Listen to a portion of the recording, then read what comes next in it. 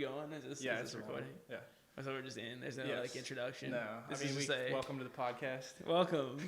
Welcome to our conversation that we're having. I'm Kevin Hackett. Welcome to Food for Thought. This is Meranis Moss, a friend of mine and a former student at Ohio Media School. That's how we met. And the good old days. Yeah, the glory days. The not so good old days. We were actually just talking about how Ohio Media School isn't like the best. They teach you how to use the stuff, but they don't really. There's no like. There's no focus on techniques. I feel like. Yeah. And like ideas, like ways to be creative with it. It's just like here's how to use a camera. I think here's how to use a microphone. Yeah, there's definitely like benefit to it. So I don't want to say that it's not a good school like in every sense of the way. It's just expensive. It's just I just think it's overpriced. For what you get out of it, I think it's overpriced, and for what I imagine like they're making in profit, it could be run way better. Absolutely. Absolutely. I'm sure the owner's rich. And that's why Timeless Recording Studio started offering the Mercury program. Because we were like, why is Ohio Media School teaching like half-ass audio engineering when we could do it right in the studio for a fraction of the price? Yeah. Like literally like. And probably better too. Like, oh yeah, definitely. Way better. Probably. I mean, having gone through both, one's a 9-month program, one's a 3-month program, but it takes all the bullshit out of it. It is a little bit more streamlined, so it's not quite as like a broad spectrum. It's not broadcasting. Yeah. But I know that they just implemented like audio engineering to Ohio Media School. Yeah, I thought they did. Yeah. And they wanted to partner with Timeless. But the way that they were going to do it is they thought that they could just run their class and use the studio. Yeah. For free. And we were like, what? No. Fuck you. We're starting our own shit. Yeah.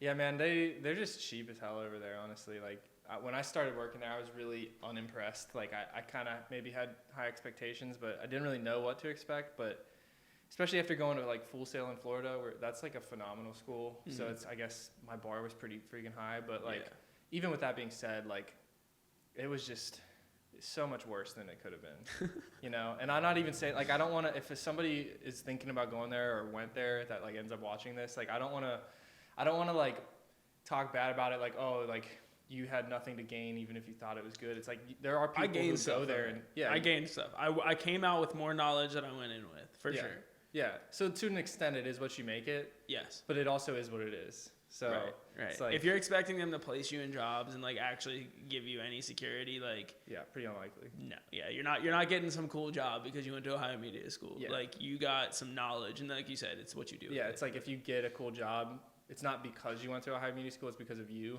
Right. And it's like Ohio Media School might have been like a contributing factor to like you learning about what you eventually went to get a job in, but I feel like the school isn't definitely not gonna place you. Even if you're like a really good student, it's pretty unlikely that. I just remember that. So they called me after I graduated, right? And they were like, "Hey, we just want to like see if you're like working in the industry and this and that." And at the time, I was working at Planet Caravan Smoke Shop, which is where I had worked when I was going to school. Yeah. And they basically were like kind of upset because they knew I was one of the better students, that I wasn't in the industry. But I told them, I was like, look, I'm running the social media marketing. I'm technically using certain skills and aspects of video editing, audio, or even just like the idea of broadcasting, of being like, oh, like putting my face on camera. So those kinds of things did kind of correlate. Yeah. So they were like, okay, like, can we get your boss to like write us a letter that's saying like you're working in the industry? Yeah. Because they get like what do they call that when they audit it? Oh, okay. And if they don't place a certain amount of students in the industry, like the same thing, you know, because like I was working with students as interns, like helping me with my printing business or like helping me shoot YouTube videos and stuff. And they asked me that, like, you know, at one point they called me like, hey, can we have you like fill something out for us to like put you on our list of companies that hire people? Yeah, and I was like, sure. I mean, you know, like I was working there at the time, so like I wanted the best for the school. I still do. Yeah. But it's like, I mean, there was a point in time where I was trying to set up a workshop with Midwest Grip and Lighting. I kept talking about, and Don was like, hell yeah, like go for it. And like Phil was, you know, pushing me to do it as well. Neither of them work there anymore. Yeah, I know. which they must have realized, like, oh, this is.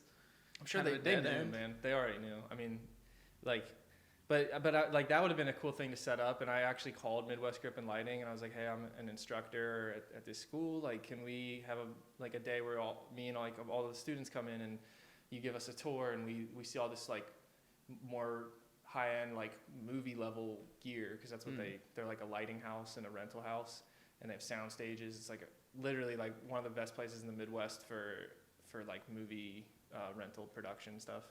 And like it was all pretty much ready to go. It just never like it was kind of my fault. I kind of dropped the ball on it, like because there was no incentive for me to do it really, right? Other than to just be like a cool teacher, right? Which is a good incentive, I guess, to an extent. But I was also just like trying to focus on my other priorities, and so I in a way I kind of like I feel bad that I didn't make that happen. But they didn't push.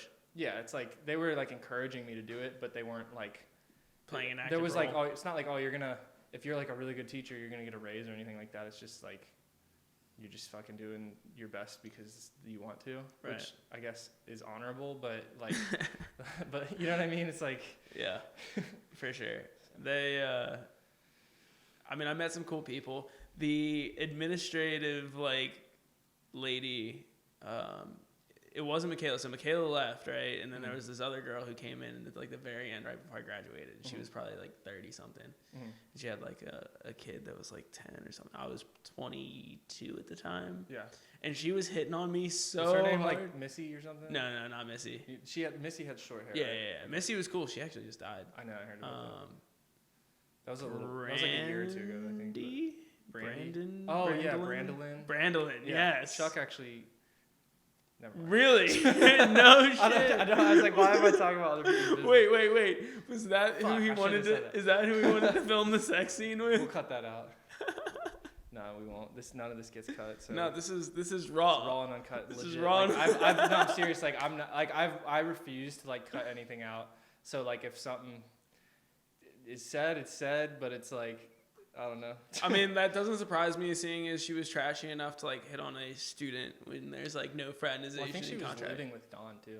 She was living with Dawn. Oh, she's trash. Got you.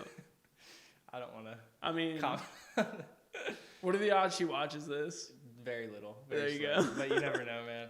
I don't know. Yeah, dude, it was interesting working there. My first day, I think there was like, after I got done shadowing, like my first day is like a legitimate, like I'm just instructing now.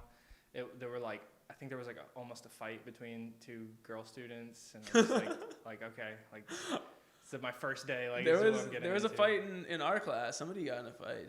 I think it was your class. Yeah. Oh yeah, it was my class. I remember that upstairs. Yeah. That was so funny. I was just like, please don't actually fight. Like, come on, man. Like, I don't even know what I was getting myself into, honestly. But it was. I mean, it was great, like life experience. I don't regret working there, but I don't regret going there. I've made great friends. I mean, we wouldn't be sitting here doing this podcast. Yeah, exactly. You know? Had that not happened. It honestly changed my life, like in a lot of ways. Like, I mean, a lot of ways you wouldn't expect. Yeah, totally. And so I actually, I'm glad I taught there, but it was just like, definitely have my complaints about it or whatever, but. I won't, like, I'll say this, like, I don't think about it too much anymore. Because I'm doing what I'm doing now. Yeah, I love what I'm doing, and it's like, ever, okay, really. if this was a step, like, this was an investment into myself. That was, Yeah. I'll say this, that was the first investment I made into myself, into saying, like, okay, I want to do what I want to do. Because at the time, I was working in construction, and I just looked around, and I was just like, damn, like, so basically, me and these other dudes who are, like, twice my age and stuff, we build this, like, house, or, you know, we work on this building, and then we finish it. And then we go do the same thing again. Yeah. And then we finish that. And then we go do the same thing again. And I was just like, there's not even like really room to like grow. Mm-hmm. Like these dudes are doing the same shit I'm doing. Mm-hmm.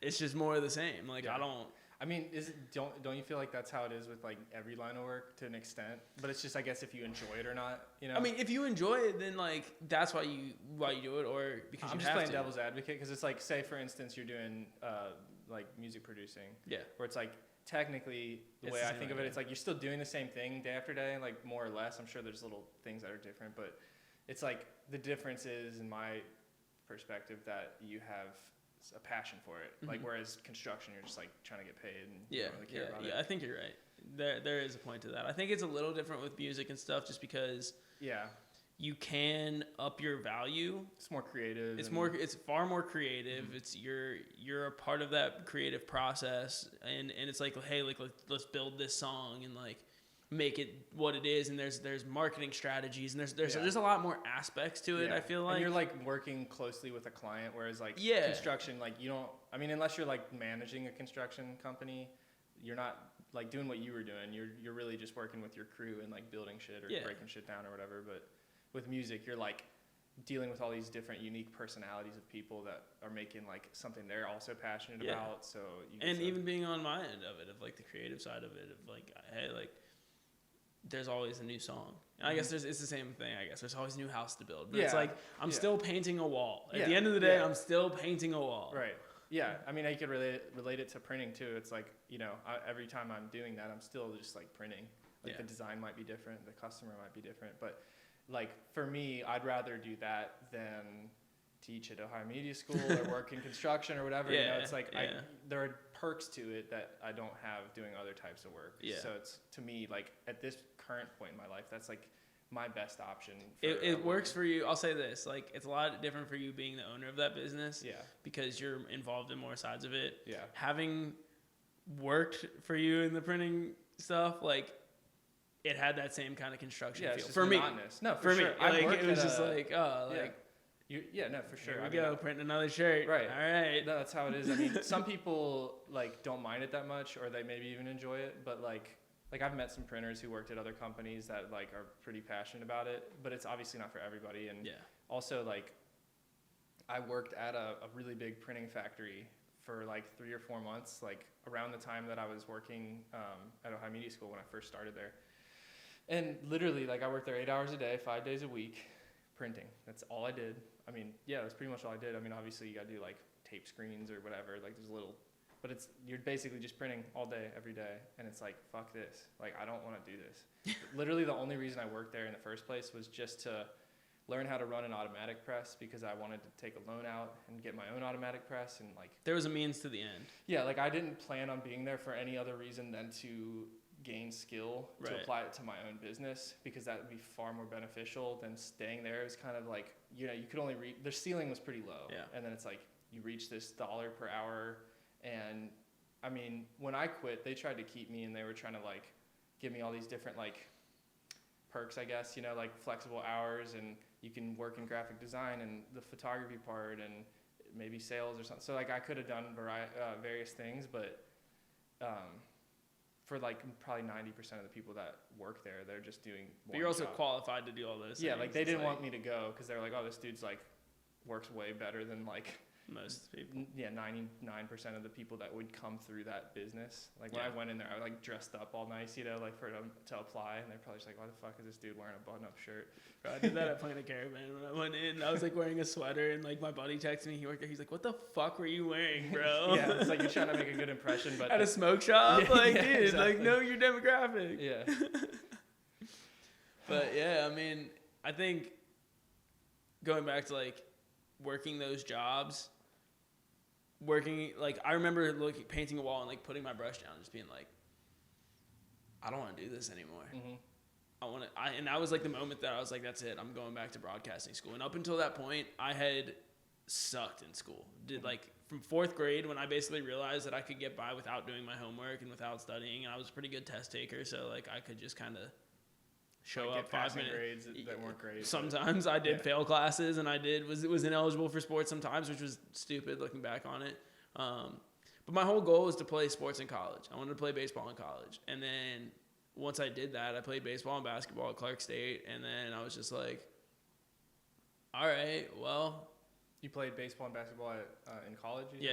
Clark State? Mm-hmm. You didn't graduate from there, did you? No, I just went for like a year, and I was just like, once I played my year, I was like, did it, boom. Yeah. Played college sports. Sure. I wasn't there to study. Like I wasn't getting good grades. Yeah. Same thing. I was wasting money so I could play baseball and say I played sports in college. Just have like, I don't know, maybe the social aspect. Of it was fun, especially there, because it was like I wasn't cool in high school. I didn't really have that many friends, and like I kind of had a hard time getting along with people. And there I had friends and got along with people, mm-hmm. and like was actually cool. That's one thing when I think about like my college experience, that like it was cool. I have a lot of good things to say about my college experience, but I feel like that they didn't have like a traditional campus where there's like dorms and Right. sports teams. We didn't even have any sports teams. Like it was just like basically a trade school. So it was like it was really great for learning skill and like meeting a lot of people interested in the same thing. Yeah.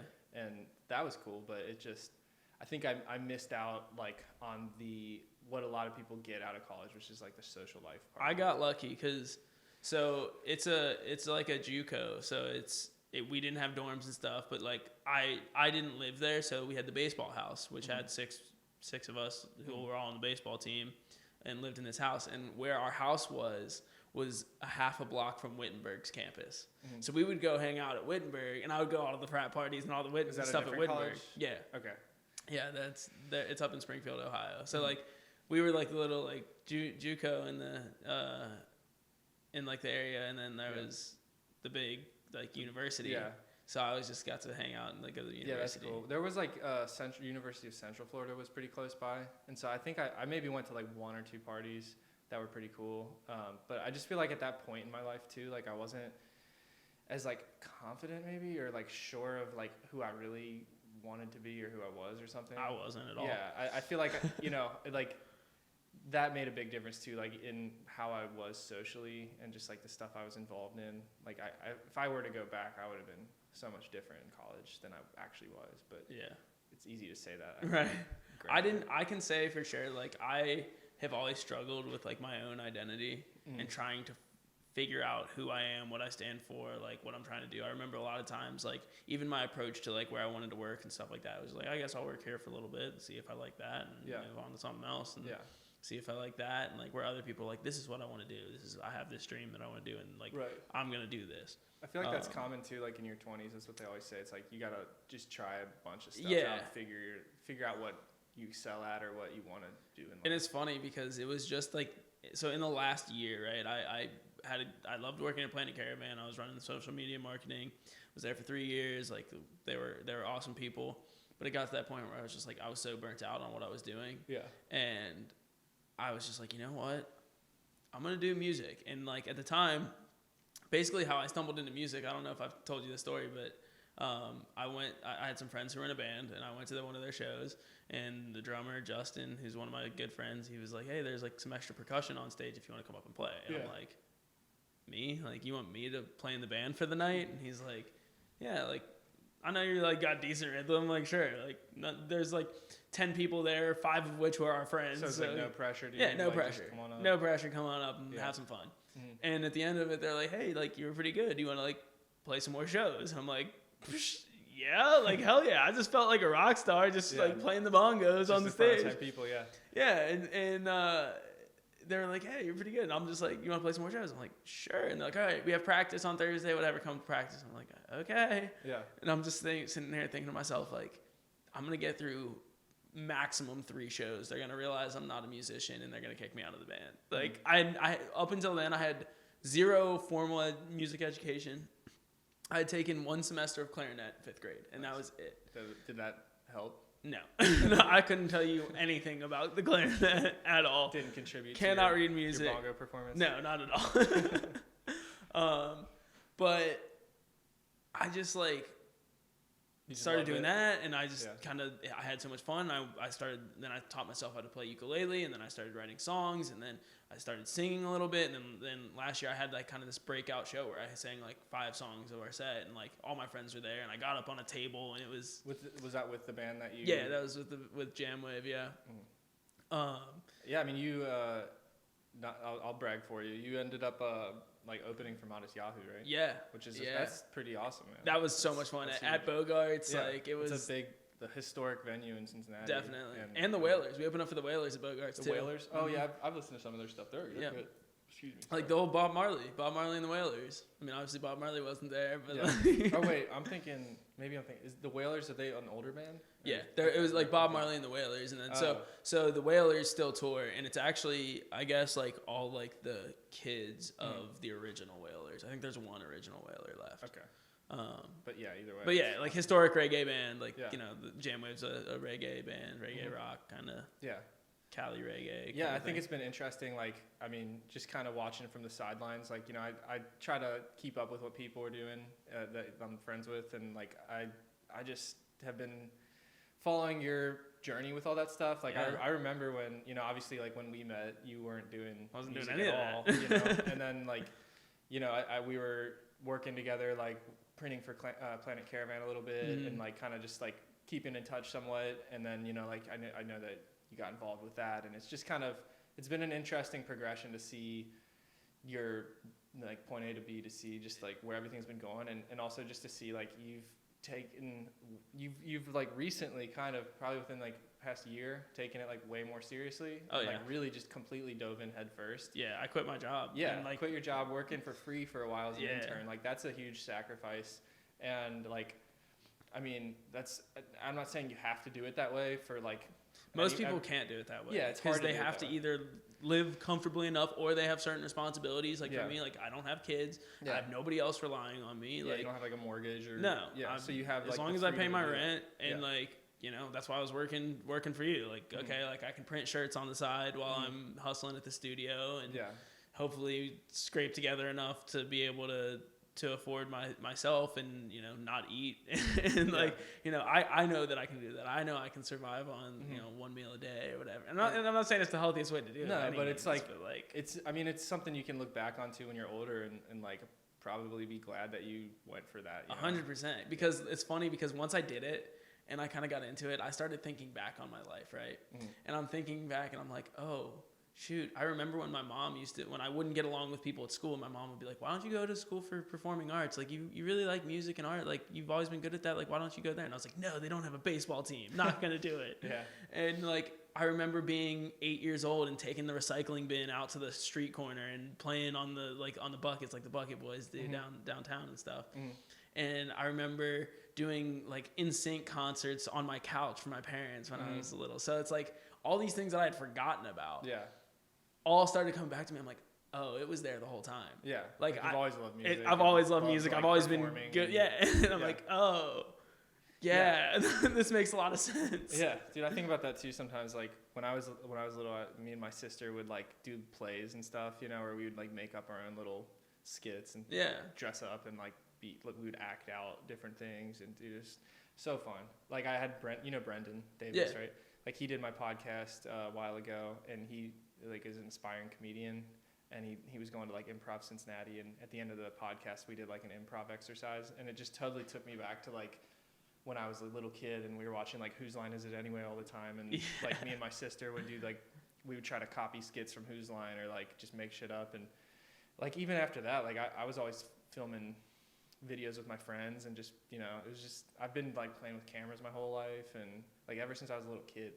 So yeah, it's interesting when you think back on like shit that you were passionate about as a child, and then like it comes. Honestly, if anybody's struggling with like, oh, I don't, you know, I want to chase my dream or whatever, like just look at that. What did you enjoy doing when you were 7 years old? When you didn't even think about money, when you didn't think about a job? Like I've always said that like I try to make my passions and my hobbies make me money. So like I loved smoking weed, so I started working at a smoke shop. Yeah, you know, is that same kind of thing.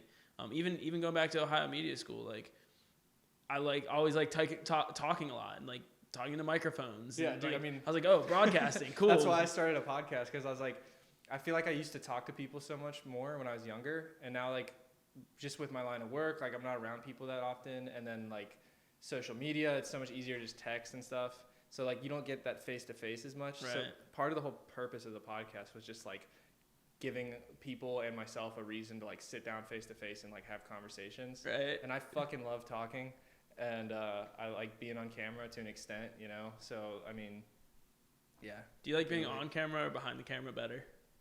I don't know. I mean, like it probably depends on the context, because like I like being a camera operator. Like I used to, when I was going through college and after I graduated and stuff, I got all like passionate about wanting to be like a prestigious director of photography and like be like, you know, some reputable camera guy. So like I do have a lot of love behind the camera, but I also I like being on camera. Like a lot of times, like when I was younger in high school, I was shooting my friends skateboarding, but in the back of my mind, I might not really have vocalized it to people very often, but like before I filmed all my friends all the time, I used to have my friends film me on like a little handheld dad cam, you know? Yeah. And like that was, I used to be the one that was like the skateboarder on camera doing grinds and tricks and stuff. And we would do all skits and all kinds of stuff. And I love doing that stuff. So I would probably say I'd rather be on camera, but I wanted to learn how to like use cameras really well and understand like the tools, like the equipment you can use with them. So it's kind of like both in a way, but it's good to know how to do both for sure. It makes you better on camera if you understand what's going on behind the camera. Yeah. Same thing with audio. It's better. I'm a better engineer at the studio because I'm also an artist. So I know what somebody who's recording in the booth is thinking. Yeah. You know? It's like the attention. Like I like the attention. Yeah. I'll just be transparent. You know? It's like I'm with you, dude. Yeah, but it's also like it's like you don't want to be like. Sometimes I think like, oh, I wonder if I'm being like narcissistic or like overindulging in myself. You know. Yeah. So and then also like there's bad attention too. It's like good and bad attention. So like I guess I love the good attention, but like when I see a video of myself or like I'll put something out that I'm not that proud of, I'll just be like. I don't know, it makes me think twice, I guess. But at the same time, it's like you kind of have to. It's just like anything. Like you got to have some failures. Yeah, you're not just gonna like. Look it's got to give you. It's got to give. It's gonna make the good videos like give perspective to that. Yeah. You know, just like what they say, like you have to have bad days to have good days. Because if you have all good days, there's no good days. Right. It's the same kind of thing. Yeah. And it's like it's funny like talking about like you like the attention because I'm the same way. Mm-hmm. I remember being at a music festival with my brother. This is before I was in a band. This was before any of this, right? And I'm watching. It was Weezer. And I'm watching Rivers. I saw them at the casino. They're amazing, amazing. And Rivers Cuomo is like, up there singing whatever, like lays this nasty guitar solo, turns around, and the whole crowd's singing his song for him. Like he doesn't even have to sing. Mm-hmm. And I just said to my brother, well, not even that. I was just like, I wonder what that feels like. Dude, I've had that same thought. I wonder what that feels like. And my brother turned to me. He goes, go find out. And I'm like, what do you mean go find out? Like I don't play an instrument. I don't have any musical platform. Like what do you mean go find out? Like what? Yeah. And he's like, well, you were wondering, you were wondering what it feels like. There's only one way to find out. And I kind of just shrugged him off or whatever. Yeah. And I didn't really think about that again for a while. And a couple months after that, I was at Bonnaroo with my friend Justin, interestingly enough. Again, still before being in Jamwave. Mm-hmm. This was like right before. This is like in a couple month period. And at the time it was like right after I graduated Ohio Media School, and I was like, okay, I'm trying to be like in sports broadcasting because like it combines like sports and entertainment. And we were at Bonnaroo, and I was just like, maybe I want to do like something in music. Mm-hmm. He's like, yeah, like you should. And I was like, yeah, like maybe like music journalism or something like that. And then I kind of started thinking, I'm like, I don't want to write about other people's lives. Like you want to be the musician. I don't want to talk about even with broadcasting. I was like, I don't want to talk about what other people are doing in sports. I want people to talk about me. Yeah. You know? No, dude, I relate to that so much because like I've felt that same way so many times with like throughout my life. I used to film my friend's band play all the time. I'd make live videos of them. I went on tour with them.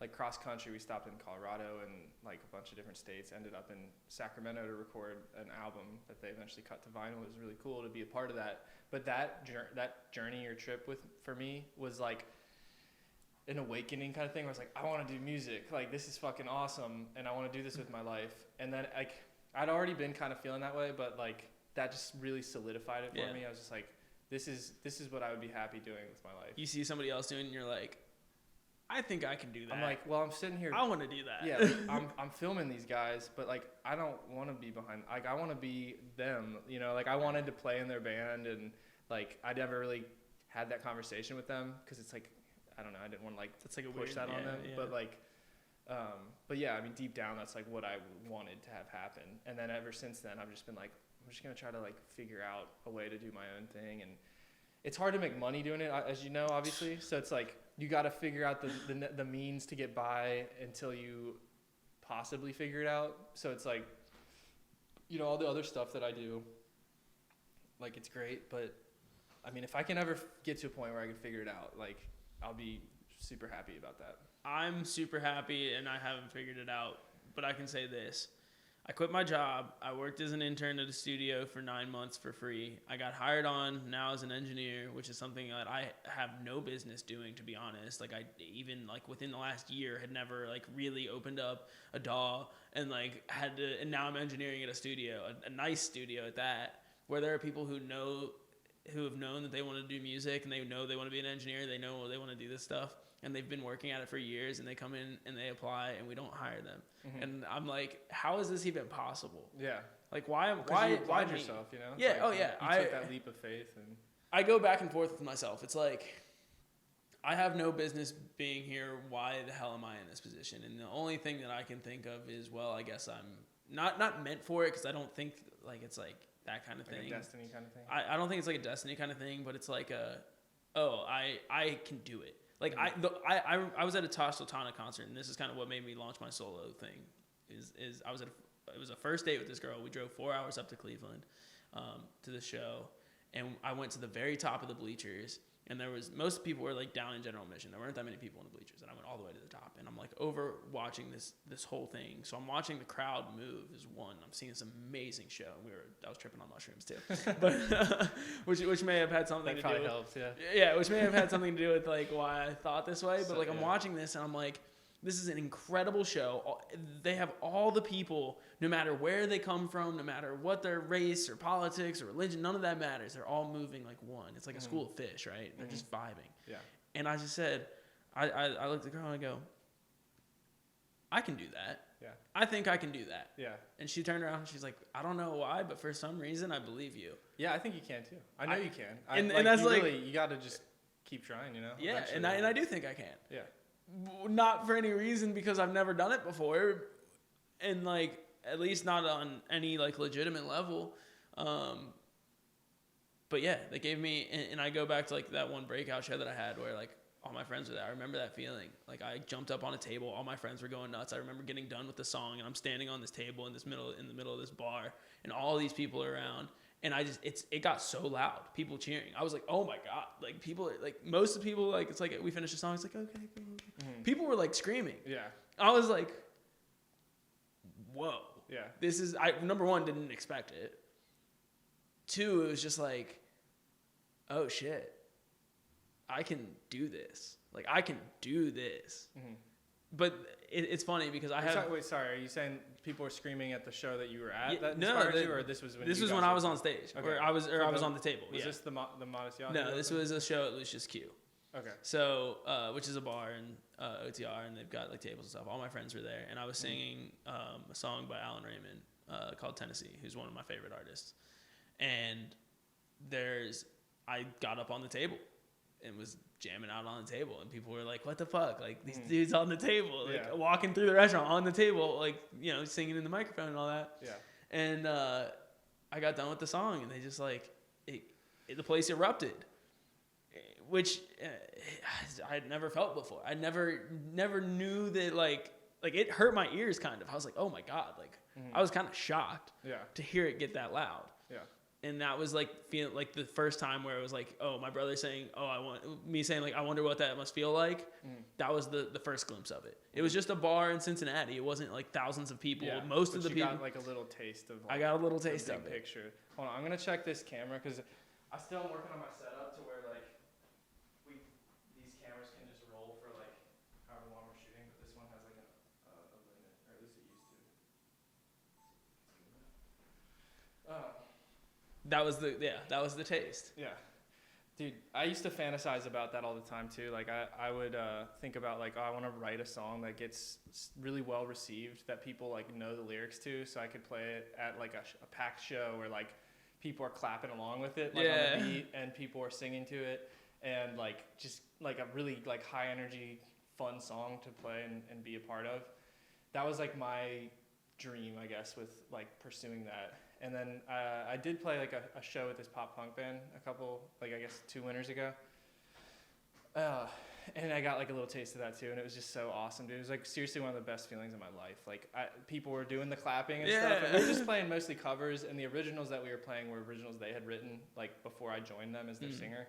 But it was just, I fucking loved it so much, dude. I was like, please like somehow I hope I can like experience this like as much as possible, but it's hard because I mean it's not impossible, but it's just like I need to figure out well, there's a science to it. There's a science to it, and like that's what I've realized over the last year of like since quitting my job and then being like I'm gonna go into music, and people being like, what do you mean you're gonna go into music? Like you are barely in a band. Like what do you mean? To now, like I've taken classes in production, I've taken classes in engineering, I've taken classes in songwriting. Like I study this stuff. I'm like, okay, what chord progressions are like top? I have spreadsheets that have like songs broken down by chord progression and BPM and how many times the title's repeated and then like the mathematics of how many syllables are hit in a certain line and why like different songwriting strategies. And it's like a lot of it, some of it was things that I did instinctually where I was like, oh, it kind of like confirms some certain things, but it like now I can do that with intention. Yeah. I can now break down a line where it's like, you know, maybe 4 syllables. So it's like bum, bum, bum, bum, bum, or, you know, 6 syllables, you know, and like that's going to catch on because I'll be like dun, dun, dun, dun, dun, dun, dun, dun, dun. Dun, dun, dun, dun, dun, dun. So that repetition of like that dun, dun, dun, that's catchy. That's what gets it stuck in people's brain. Yeah. Because just like if you're studying something and you repeat something, you repeat it, it gets lodged in your long-term memory. Yeah. So that's what you're doing.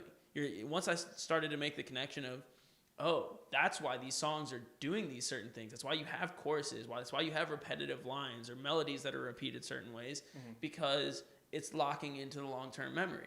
So when you're talking about like, I want to write a song that people can sing along to that's catchy, it's like, how do you scientifically make that happen? I mean, I wrote this song that I thought was like, I wanted to be that song, or at least I was like what I was trying to accomplish when I wrote it. And I made sure to like repeat the refrain, like, you know, a number of times and have it be like something that was like easy to remember and like just sounded catchy to me. And yeah, I mean, that's like the science behind it, I guess. Yeah. But you gotta like learn to break it down and like analyze it, because it's funny now like that I've taken those classes and I like look back on the songs that I had written that I thought were good and I'm like, oh, this isn't really like, no wonder other people aren't responding to it like me, because I like obscure music. I like songs that don't have any repetition. There's a song called Moody Orange by Rainbow Kitten Surprise, and it's basically just They're awesome, dude. I love them. Whole free verse, like nothing's repeated. Yeah. I love that song. It's like a fast rap, and it just goes and goes and goes and goes and goes. And I'm like, but that's like not the song that people like by them, because there's nothing to catch on to. Yeah. I love it. Yeah. And so I was like, I want to write a song like that. Nothing repeats. Right? But that doesn't make any sense if I'm trying to like do like make it. Yeah. You don't write hits like that. Yeah. That's like one that I will throw in the middle. And I have a song like that I really like. It's called Blank Pages. And there has since been added something that repeats, but it's like basically like that. There's nothing that really repeats, and it's not very catchy because people don't really. There's nothing to catch on to. They may hear it and like it. They're like, oh, that's cool instruments, like the vibe's cool, whatever. But there's nothing that they're gonna remember once they've listened to it.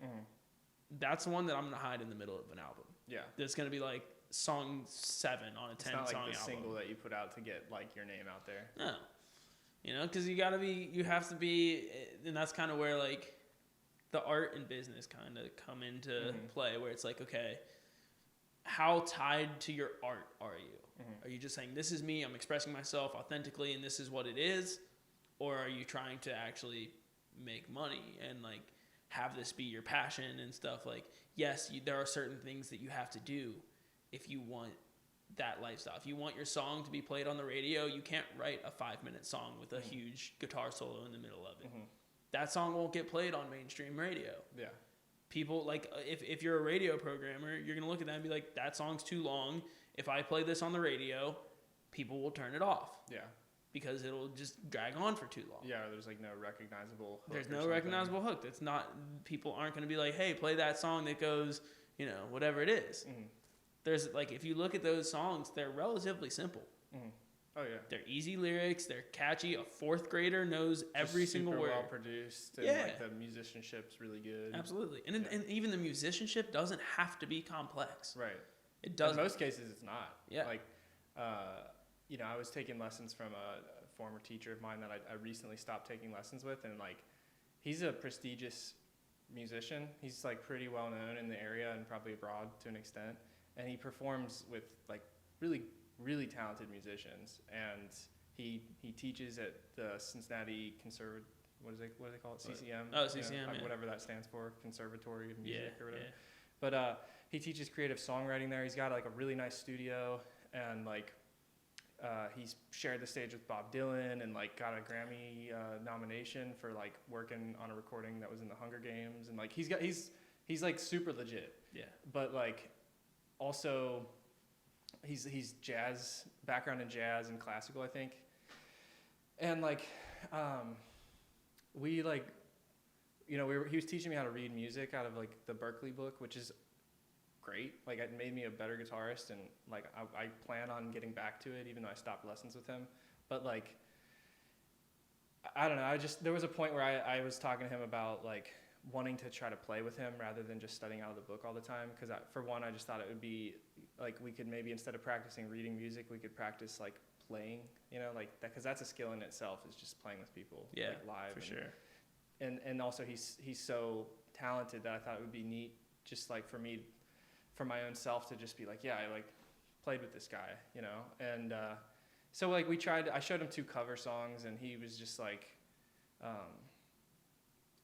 he wasn't a fan of them basically, like, and that's fine, because it's like art, like everybody's got their own opinion, and sure. like I'm not saying like somebody has to like the same thing I like, but I just felt discouraged because these are songs that I love, like, so I feel like a personal attachment to the songs. Yeah. And then I also just think they're great. Like, I mean, they might not be they're actually very not complicated, but I think they're played well, and they're catchy, and they're like, people really connect with them. I mean, the first song had, and I'm not saying like view count is a metric of how good a song is all the time, but like it had at least 32 million views. And like one of the first things he said when I put the song on to show him, like, this is a cover I want to work on with you, he was like, oh, it'd be nice if their guitars were in tune. And then he's talking about how like they're not even good guitarists, and I'm just like, man, that's the kind of musicians that you want to kind of stay away from in a way, because it's like, yeah, like get off your high horse, dude. Yeah, I don't want to talk bad about him, because I like him, but nobody's perfect. I'm not perfect. You're not perfect. He's not. Nobody's perfect. So it's like, everybody's entitled to their opinion and stuff, but I just had this like vibe of like, I felt like he thought that like it was kind of his way or the highway, or not even necessarily arrogant. That, but it was just like this pretension, of like, I've been doing this longer for you, I have these accolades that you don't, and so I know what I'm talking about more than you. And it's like, well, you might think that, and in some cases you absolutely do. Like, I don't know that much about writing like a jazz song or understanding sheet music. Like, you are certainly more experienced than I am, and knowledgeable with a lot of stuff that has to do with music and production and all that. But like, when you're just talking about like an appreciation of a type of music, it shouldn't be like, this isn't good because I think it's not good or something like that. Yeah, and like that's,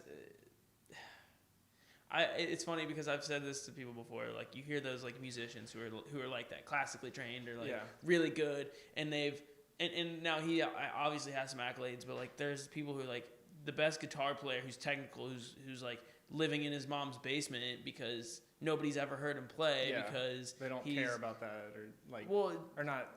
Just even in the sense that they'll sit there and complain, there's no talent in the music industry anymore, and this and that, and it's like, okay, there's some truth to that, but like these average talent people are the successes, because they aren't worried about it's like everything they look so at it, technically correct. It's like two different perspectives. Like, you can look at it from a level of like skill, where it's like, oh, this is like the musicianship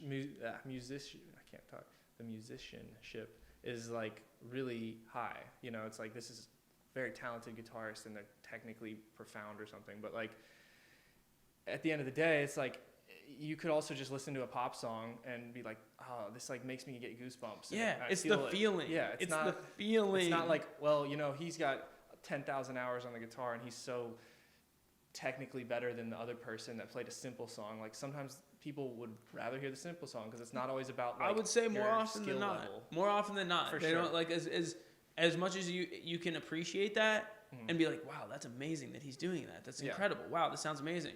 At the end of the day, like, you're still gonna put on that pop song that you can just fucking or whatever genre. rock to. Whatever genre. But like that song that makes you feel. Mm-hmm. That you connect to. It's like, and for me, like as one of those people who didn't come up with any classic training or anything like that. Mm-hmm. You know, I'm not that talented. There are people who are way better singers than me. There are people who are way better musicians than me. There are people, but I'll say this: I'm very good at, number one, marketing. So that's a huge thing where it's like, oh, you might be the best, but if you don't know how to market yourself to where nobody hears your music, no one's gonna know you're the best. So they're gonna settle for me, the average guy, because they have access, the accessibility, and the marketing aspect of it. So like even the people who aren't as technically good, if they market themselves well, then they get heard by more people. Therefore, their popularity rises, and they become the successful musicians. Right? Yeah. I've kind of like wrestled with that whole dichotomy of like, do I want to be the skillful musician, or do I want to be the musician that's more like about the feeling of it or something? You can be both. Exactly. It's like I feel like some people, and it, to each their own. Like, you should be both. You can be whatever you want, but like I personally I want to be a good musician, but I'm not worried about being like better than the other guy. Like, I mean, sometimes I guess the competitive nature in me might like bring that out of me a little bit here and there, but like at the end of the day, like I just love music. I love listening to it, like playing it, and I just want to be a part of it. Like I don't really. And that's the beauty of it is like there's competition at a certain level, but if you say, for me, like, what is being a successful musician? If somebody asked me that, I write in my journal every day, I want to be a successful songwriter, successful artist. I don't care about having a Grammy. Fuck a Grammy. Give two shits about a Grammy. Some people, that's like I want a Grammy. Yeah, that's like the end goal. That's the goal. I want a Grammy. For me, I'm like, I want to travel the world and play music with great musicians, with great people. Not even great musicians, great people. If I can sustain a stable living, and I get to make music and play music and travel the world, that's what I want to do. Yeah. I'm set. Because it's like, really, it sounds like you're just kind of, it's like the pursuit of happiness. Yeah, it's exactly what it is. Yeah. I'm happiest when I'm playing music and sharing that with other people. Yeah, it's not about like the award or the money. It's about like being, sustainable. Like, I mean, money to an extent, but not like, oh, I need to be rich or this isn't worth it or whatever. Like, it's just like, what are you going to be like the most fulfilled doing? I don't need fancy cars. I don't need fancy watches and expensive shit. Like, I don't. I'm cool with like the clothes that I got. I do like clothes. I like fashion, but I don't need expensive fashion. Like, if I'm at the end, I just feel like for me, I'm a little bit more simple. Yeah. Just like it comes down to that. Like, I want to play music. I want to write great songs. If it touches 1,000 people, and there's a part of me that's a little bit scared of fame.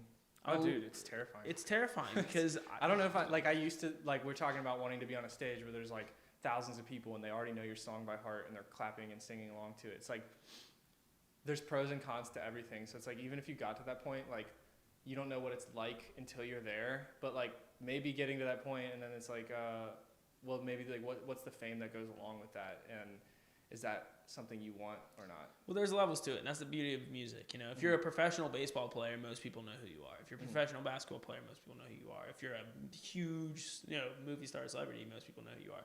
But with music, it's like you can have a cult following. Yeah. If I sit here, I talk about Alan Raymond. He's one of my favorite artists. When I go to an Alan Raymond show, there's a bunch of people singing his songs. But then I talk to like my friends, and they're like, "Who's that?" No, yeah.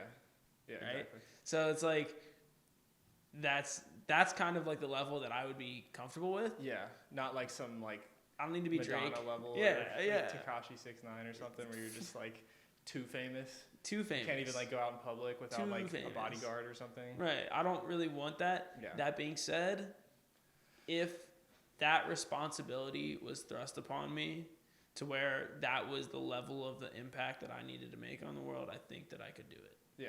It's not what I want. If you had the choice to be like ultra rich, like Drake level famous, like you can't really go out in public by yourself without getting swarmed, or maybe somebody wants to like attack you or rob you or something, or you know, like all the problems that go along with it. But then on the plus side, it's like you got all that love and affection from your fans, and you're expressing yourself on like a crazy level because you get this production value that all these studios and people put behind you. It's like those are all the pluses, I guess. But would you rather have that, or would you rather be like at a lower level, like financially, production wise, if you want to call it that, but like I guess more low key but still successful?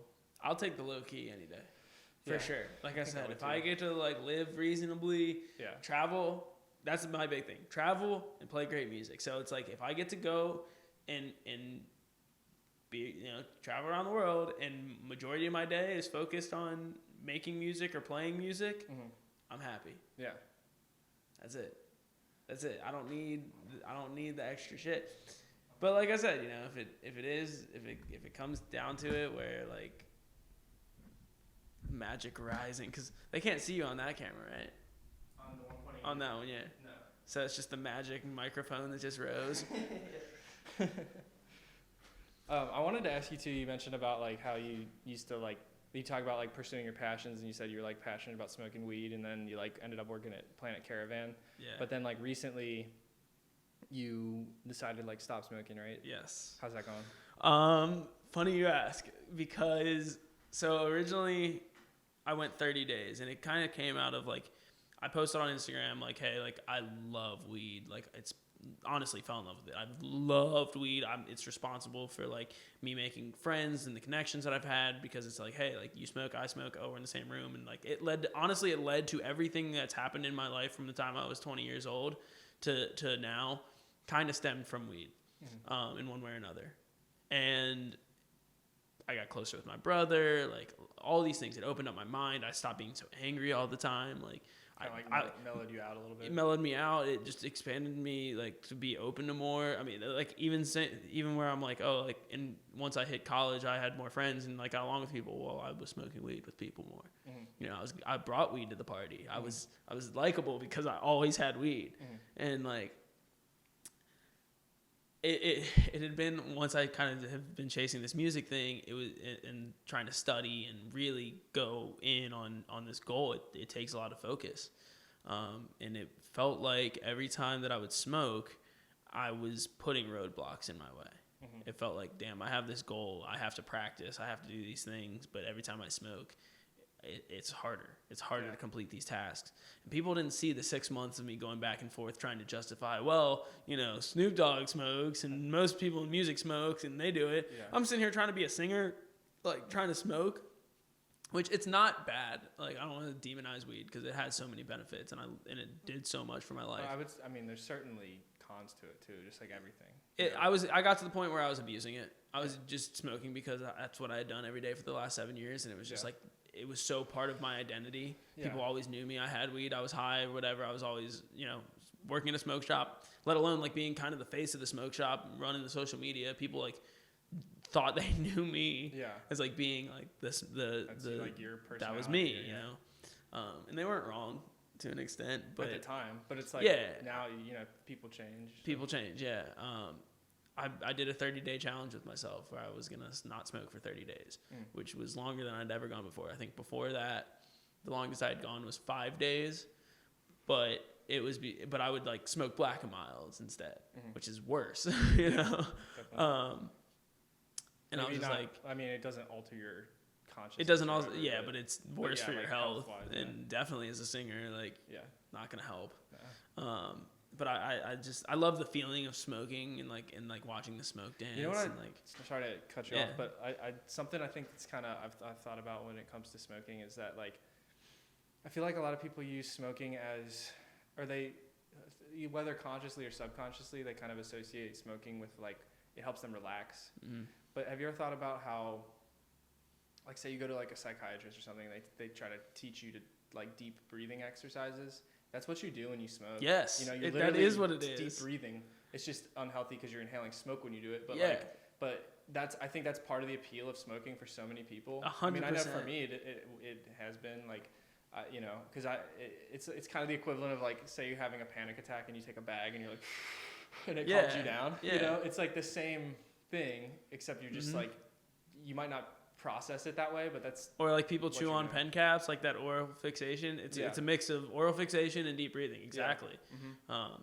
And I was aware of that, so it was another reason that I was justifying, like, oh, this is like relaxing. Yeah. When you tried to quit, did you like do anything to try to avoid like smoking? Like, did you do deep breathing exercises or anything? I did start meditating more, which helped a lot. I found that the interesting thing was, like, once I like made that goal, I was like, that's it. It got to the point where it wasn't fun to be high anymore. Yeah.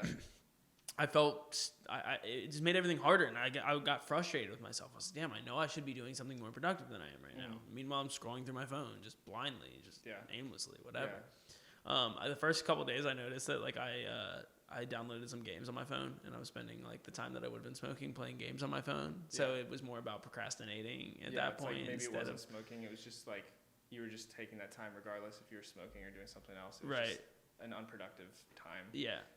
But I'll say this, my anxiety in a sense got worse when I stopped. Yeah. Because it was like, now it wasn't like, oh, you don't have to do that. Like, chill out, bro. You don't have to like go study your songwriting right now. Like, you can give yourself time to relax. It was like, no, like, it was like, you need to be doing something productive. Dude, that's a problem at all times too. Yeah. Cause it's like, you try to distract yourself by being productive, but then it's like, you just burn yourself out. Cause it's like, you're afraid to relax almost, you know? It's like, I was gotta good stay though busy. for me. Yeah, no, you get a lot of shit done, but it's like sooner or later it catches up with you, and you got to get to a point where you're like, I mean, I still struggle with this too. Like, just trying to figure out like healthier alternatives, I guess, to like relaxing, without doing that. Meditating changed the game. Yeah. I still am like getting better at it. I'm some days I do it, some days I don't. And,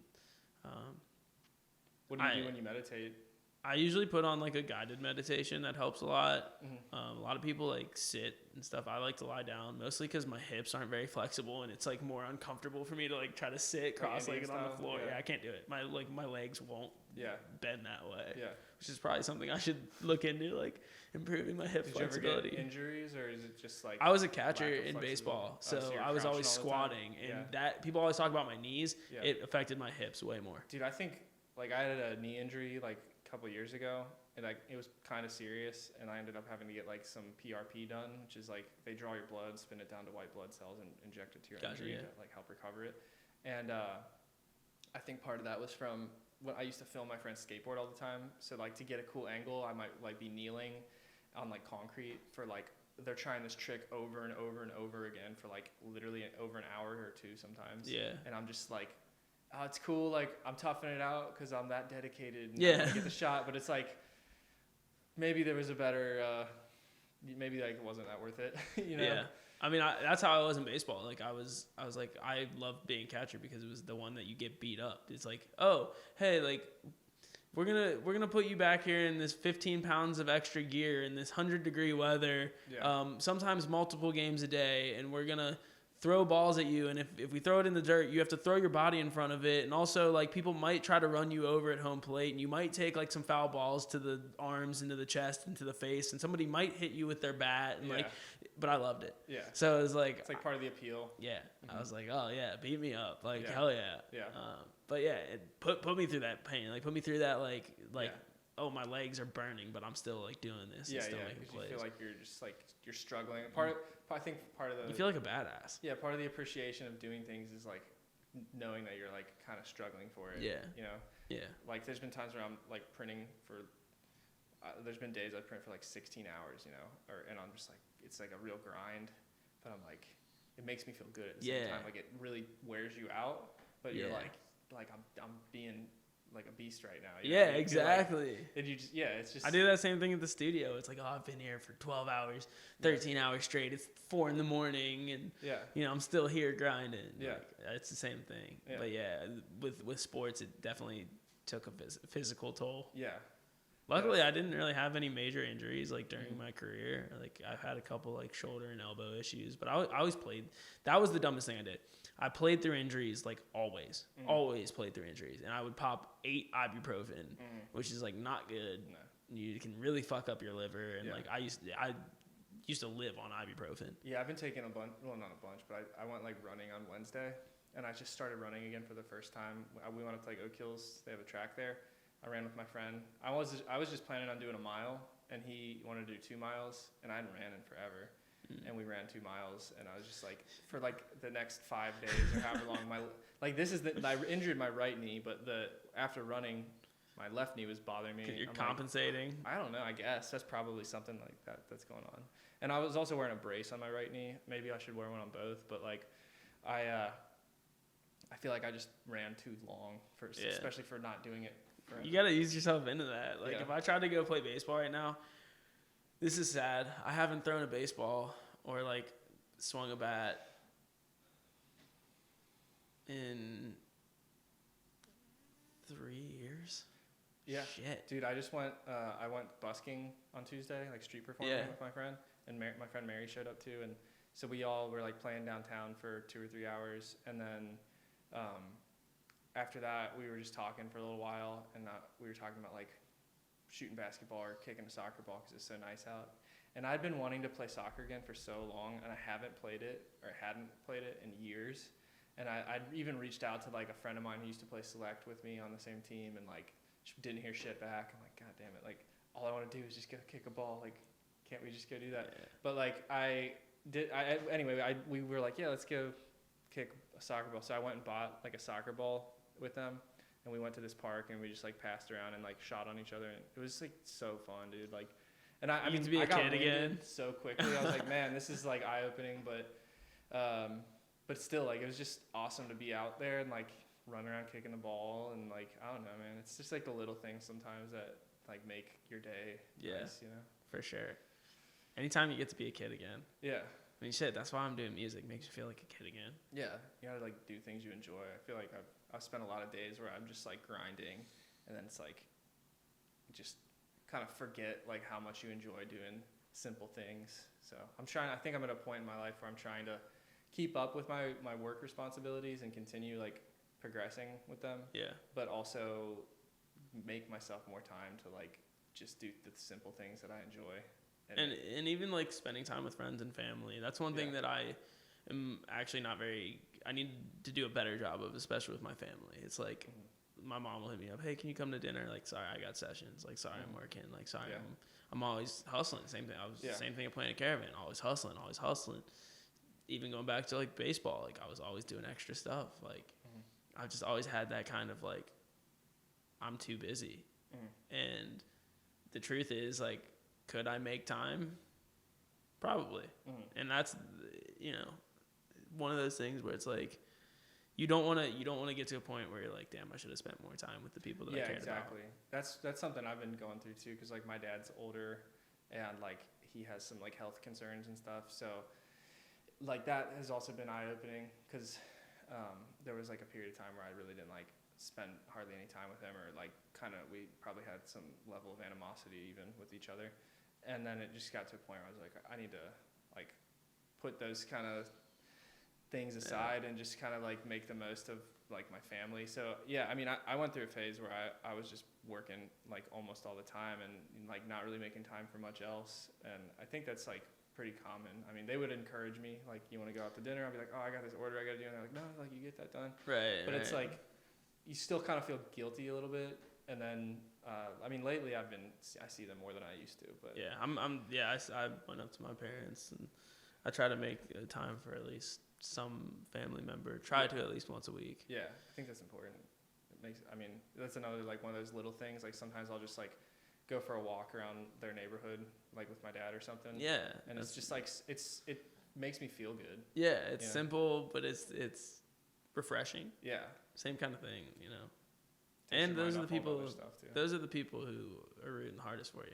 Yeah. If you don't make time for them, like, you're gonna be left with like a bunch of people who like, okay, yeah, like you worked hard, but like who is there to appreciate it? Yeah, they're like the real ones. Yeah, for real. Your true ass day ones. Like nobody is more day one than your like parents. You're here because they made you.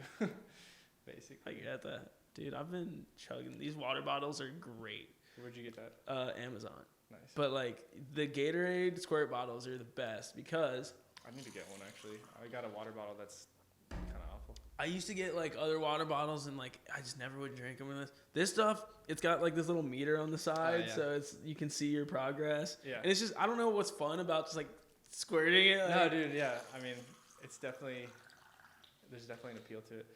So that's like the logo for Timeless. Is that right? Yeah, this one. Yeah, the infinity. Is that a dragon? It looks like a dragon, right? Yeah, it kind of looks like an oriental dragon. It's an infinity. I mean, I kind of got. Swirl. I thought that's what it was, but I also like just the way it's done. It does look like a dragon. A little bit. Yeah, I gotta represent. You know. Timeless. Yeah, dude. These are the masks. If anybody the Corona masks. Timeless, by the way, ever wants to do a podcast, that'd be cool. Like that dude you were talking to earlier, or Chris. Yeah. Yeah. I mean, sure. Are we gonna record it here? Or are we gonna record it at Timeless? I mean, we'd probably do it here just because I got it all set up here. That's true. But That's true. You got the video and everything. Yeah. But yeah, I'm just trying to have a bunch of people on. Timeless is thinking about starting a podcast. They should. And I'm gonna host it. Nice. Yeah, you could like. I mean, that would probably make sense for them to either do it on Facebook or YouTube, like for their channel. I don't know if we would do it video or not. It might just be audio. Just audio would be good, yeah. We could do video, but actually, so like that's something to keep in mind for you too. Is like, audio only. Well, no, just that when people ask for video, like we don't have in-house videographers, so like we could always like work together on that. Yeah. Like, yeah, that'd be sweet. Do something like that where it's yeah, like, definitely. Maybe we could like.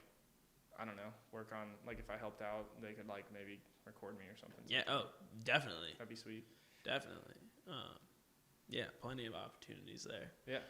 But, dude, this is cool. Like, I'm glad that you started this back up, and yeah, dude, thanks for coming on. To chill out and talk about a bunch of different shit. Yeah, dude, I love it. It's awesome. Just, like, I feel like I wish I did this kind of thing more often. Just in life in general, like podcasting aside, just kind of like take an hour or more to sit down with someone and just kind of like talk about life or whatever. Which is like great for people anyway. Yeah, like you should do that anyway. Exactly. It's like therapeutic, right? Yeah. In one way, I'm almost like, I wish I did this like off camera more. But this is still like, I love YouTube. I love like, the entertainment industry, I guess you could call it, with videography and editing and music and stuff. So it's a way for me to. Cameras were there. What? I forgot they were there. Yeah, exactly. It's like it doesn't really feel like that formal, I guess. Yeah, and it shouldn't. I mean, like we were talking before, the best marketing strategy when people ask me like, "What's your marketing strategy?" Be authentic, capture it on camera. Yeah. That's it. Yeah. It's not more complicated than that. Which I think like can be easier said than done. You gotta sort of like get over the like that mental block where you're like, there's a camera on me. Yeah. You know, to be yourself. 100%. It's hard, but also I think you kind of have to be aware of the camera. Like it depends on what you're making, I guess. But like for certain types of content, you want to like play to the camera. Sure. You know, so break the fourth wall. Yes. Looking at you. Is this your first time doing a podcast, or? No, I was on the You're a Knockout podcast, which was this girl that I'm dating. She started a podcast recently, and she was doing it like on her like Apple like headphones. So I surprised her at Timeless with like a podcast session there, and she was like, it was funny because like she didn't really know what was going on. I kind of tricked her. I was like, oh, meet me at the studio and then we can go. Like I was like, I got a surprise for you, but like we can go like after I get done at the studio. I was like, yeah, come on in. I just got to set up for this podcast real quick and then like we can go. Yeah. And so I like brought her in and like had the podcast room set up. I was like, all right, we're here. And she was like, who's here? I'm like, you are. Like this is the surprise. Yeah. Like here's the podcast session. So you kind of like set up a little. It was audio only. Yeah, it was audio only. Okay. Yeah. How'd that go? It was good because was that her first one? That was her third one. Okay. So I was episode 3 of You're a Knockout podcast. Is that on YouTube? It's on no, it's on like Spotify and iTunes and wherever you listen to podcasts. You don't have music out yet, right? I don't. Okay. But I do. If you want to be real sneaky, I did do a live performance on that podcast episode, which is the first. That is the first of my music that can actually be accessed. Were you nervous about it? No, because I knew that if I fucked up, we could do it again. Yeah. And like patch it in just because it's at the end. But no, I mean, it wasn't like a live performance, so it was a little bit. It wasn't as like nerve wracking. Yeah. I still get nervous for live performances though, like for sure. Like for Ross's. I actually wasn't as nervous for that either. Yeah. Just because there wasn't like a crowd and same thing. Like Yeah. you could redo it if I needed to. We didn't. We Yeah. one took it. Mm-hmm. And I felt comfortable and I felt confident. I was prepared. Yeah.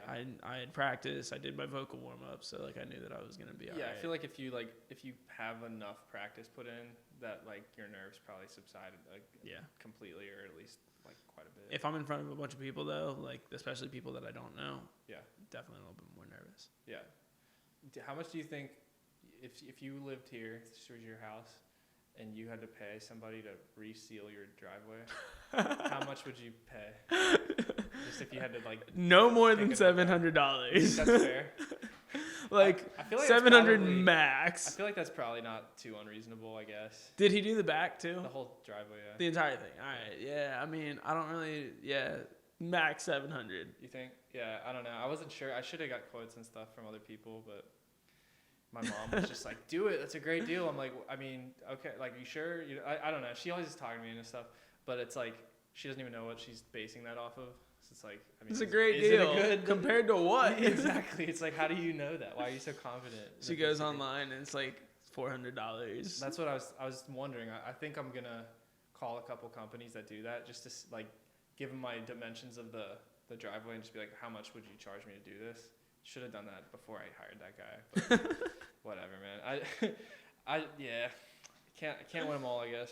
Can't do it all correctly every time, but live and learn too. It's like, so I feel like I learned the hard way too often.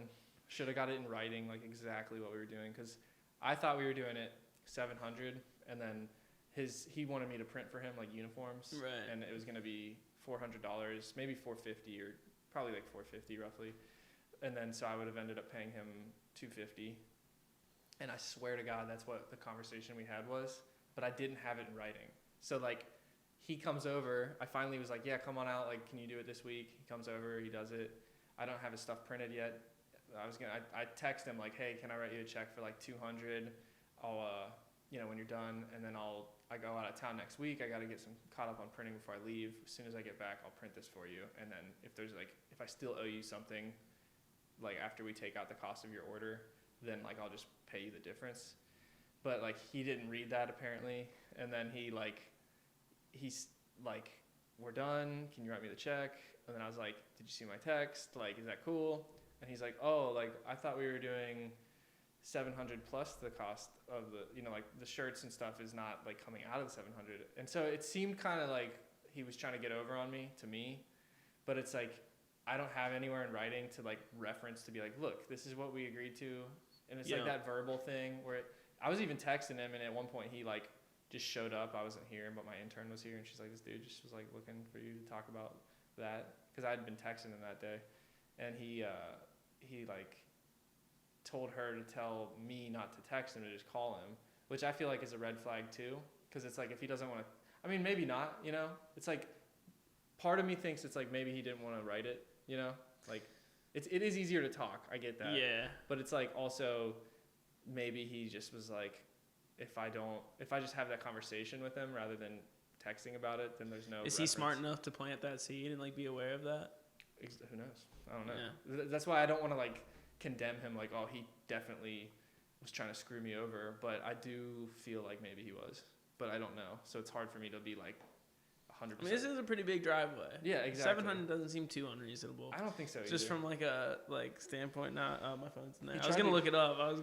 He tried to get me to pay him $1,000 though. He's like, can you give me $1,000? And I was just like, like it was real tense and awkward, because I was just like, no, dude, like I'm definitely not giving you $1,000. Like you and I agreed to do this on trade, and I'm almost 100% sure that it was like coming out of the 700. That's what we agreed to. And he's like, no, we didn't. And I was like, well, at least you got a driveway sealed. Yeah, and I didn't have to pay more than what trade aside. It's like I thought I was gonna give him like $700 worth of value, so that's what I gave him. It worked out. Yeah. I'm gonna need you to do my shirts when I start marketing my brand and everything. Or some beanies or some something. Beanies or something. Some embroidery. I was gonna do merch first, but I feel like that's kind of, I should have music before I do. I mean, the good thing about merch is it's a way to make money, though, Yeah, definitely. And to market yourself. Like, everybody who's wearing a shirt is like a little walking advertisement, so. Yeah. but I still need to have music out first. Yeah, maybe put like a single out, and then I'm planning on it. I'm working on a single right now. Yeah. That I feel like is gonna be the one to start things off. Have you still been working with Joe? Yeah. He's actually just released his second EP or another EP. It's Quasi 2. He just sent me like a group text, like a bunch of people that I guess he released some music. Yeah, it's a great album. It's probably his best one yet. He's actually gonna be on the radio on Sunday. His song's gonna be on the radio. That's awesome. What channel? The Wiz.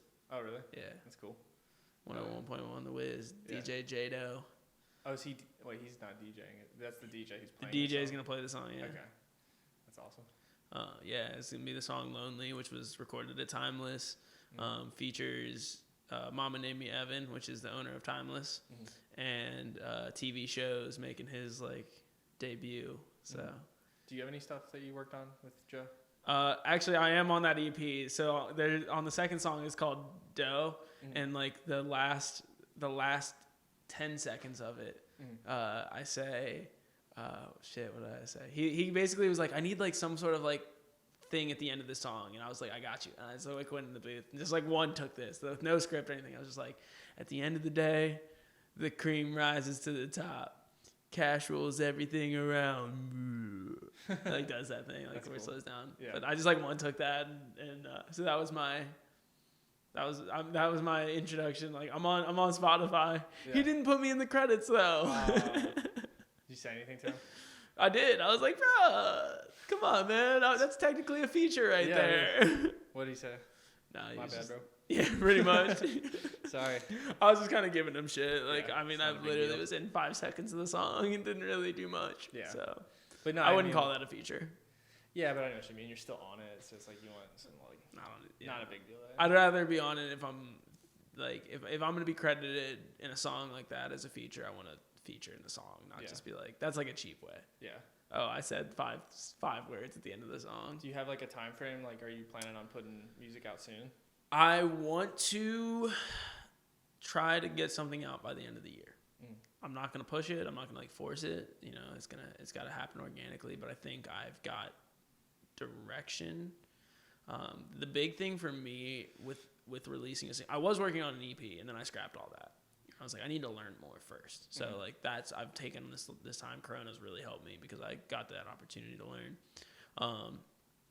So I wrote this song actually kind of at the beginning of quarantine, and it's about. I wrote it from the perspective of the devil, of like like the story of like the crossroads, like make a deal with the devil. Yeah. Robert Johnson was like the original like 27 Club. Went down to the crossroads, made a deal with the devil, got an amazing guitar playing skills, died at 27. But it's basically from the perspective of the devil being like somebody like a musician approaches them and says like, hey, I want to be a musician. Like, can I make a deal? And the devil's basically like, oh, it's about time you showed up. Like, I've been waiting for you. Like, this is something that you've kind of been needing to do. It's about time you showed up. And then it's like, hey, like, do you understand what you're getting yourself into? Like, how much sacrifice it takes? Like, do you feel like you need to make a deal with the devil? No. I don't. I think in the past I would have like romanticized that. Yeah. But no, I don't think that I need to make a deal with the devil. I don't want to die at 27. I'm 25. That's a very quick career if I was gonna like put stuff out. Well, what if it wasn't even? Yeah, I guess it's just like where's your intention coming from? Like I said, if my goal was like leave a legacy and reach millions of people and like be dead and have this impact. Then maybe, but like I said, my goal is to travel the world and make great music with great people. Yeah. So if I don't have enough time to do that, then it's a cheap way out too. I don't feel like if you were to make like that deal, then it's like you wouldn't necessarily have to be. The deal wouldn't mean that you have to die at 27. That's the deal. For that specific deal, but that's the deal. You make other deals like you could still live a long life, but you just like gave your life to like the devil rather than. You know I mean like historically that's not how it works. Yeah. Historically, based on like, that folklore, you mean? Yeah.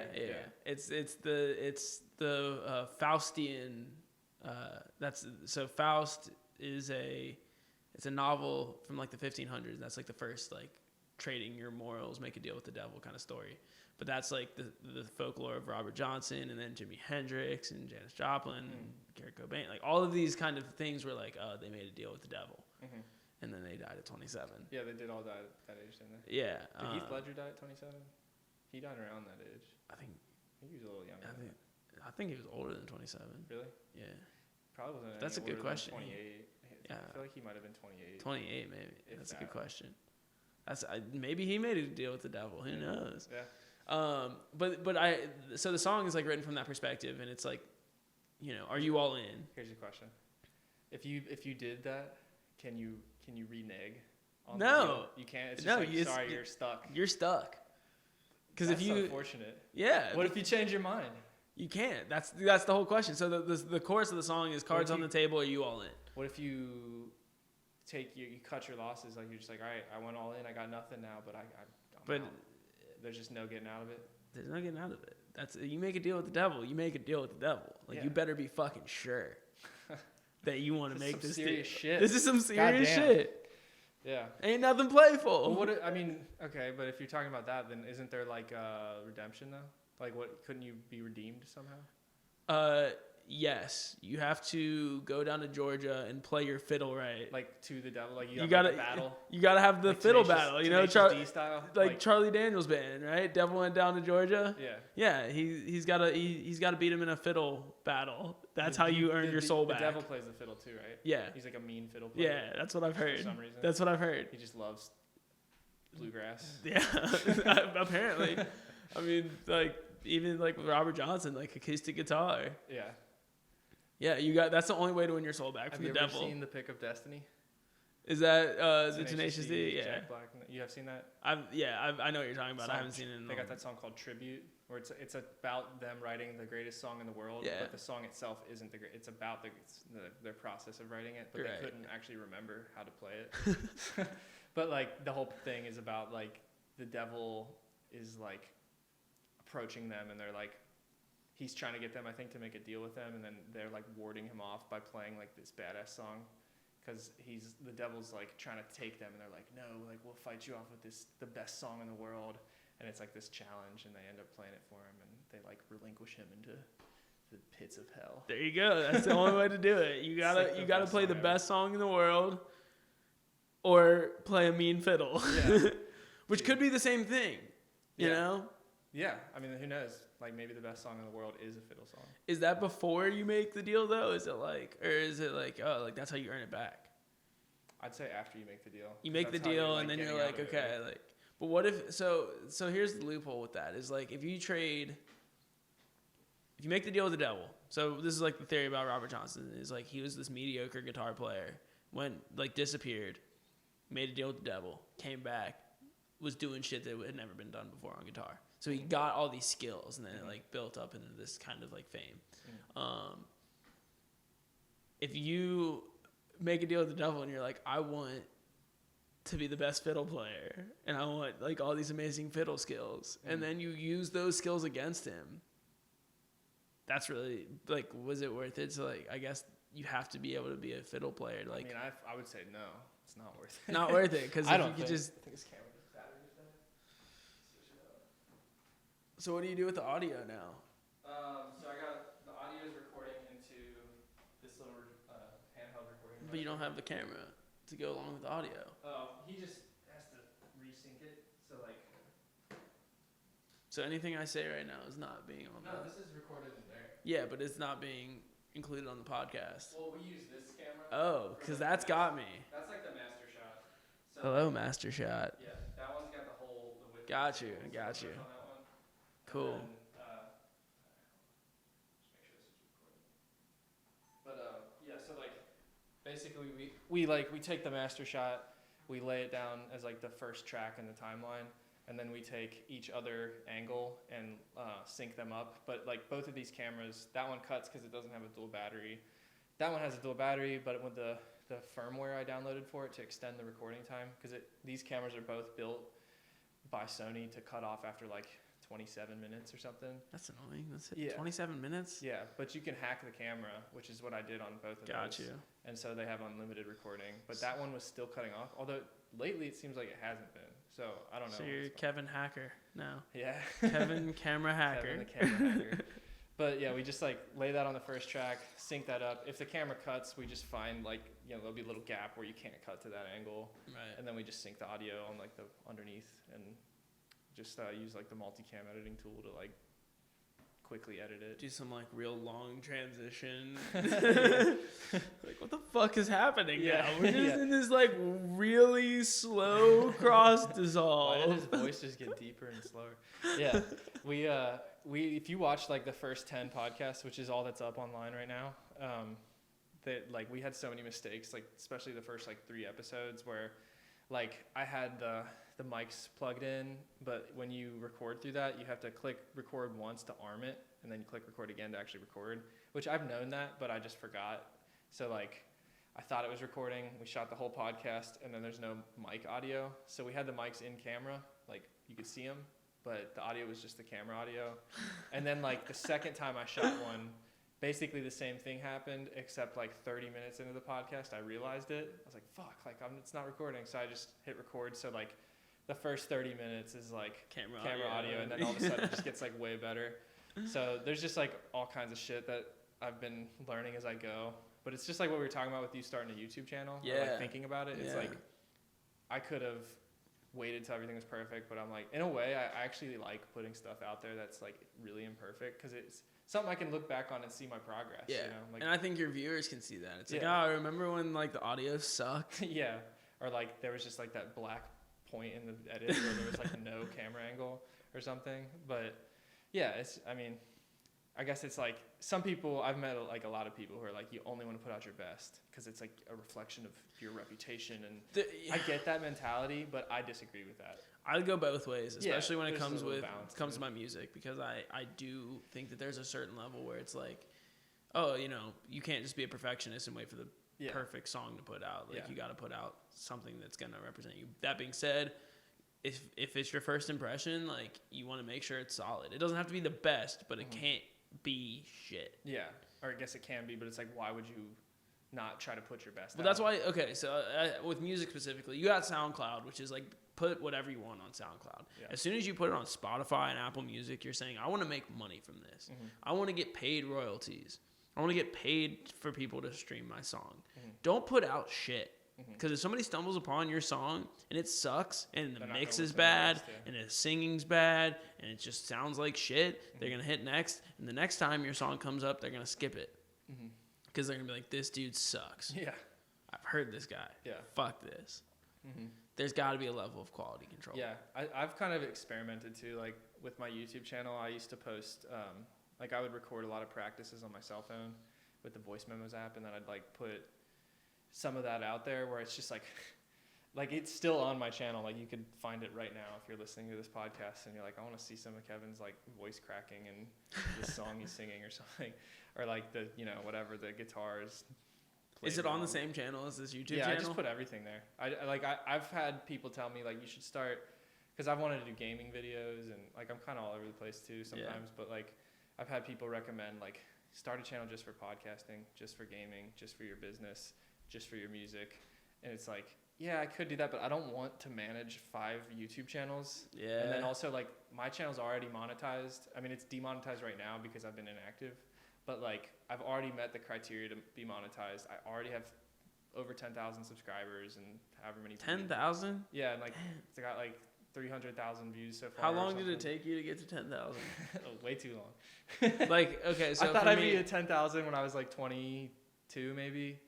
And I just hit it like within. Oh, so it's like a year's thing. I mean, I've been on YouTube since YouTube existed. Like when I was a little kid. So it's really a year's thing. So yeah, like for me, like I'm like gonna start a YouTube channel. How long do you think it would take? It just depends, man. Like I mean, like I said, I started my first YouTube channel. I've had a couple, so I don't have the same channel as when I made one when I was in like 7th grade or whatever it was in.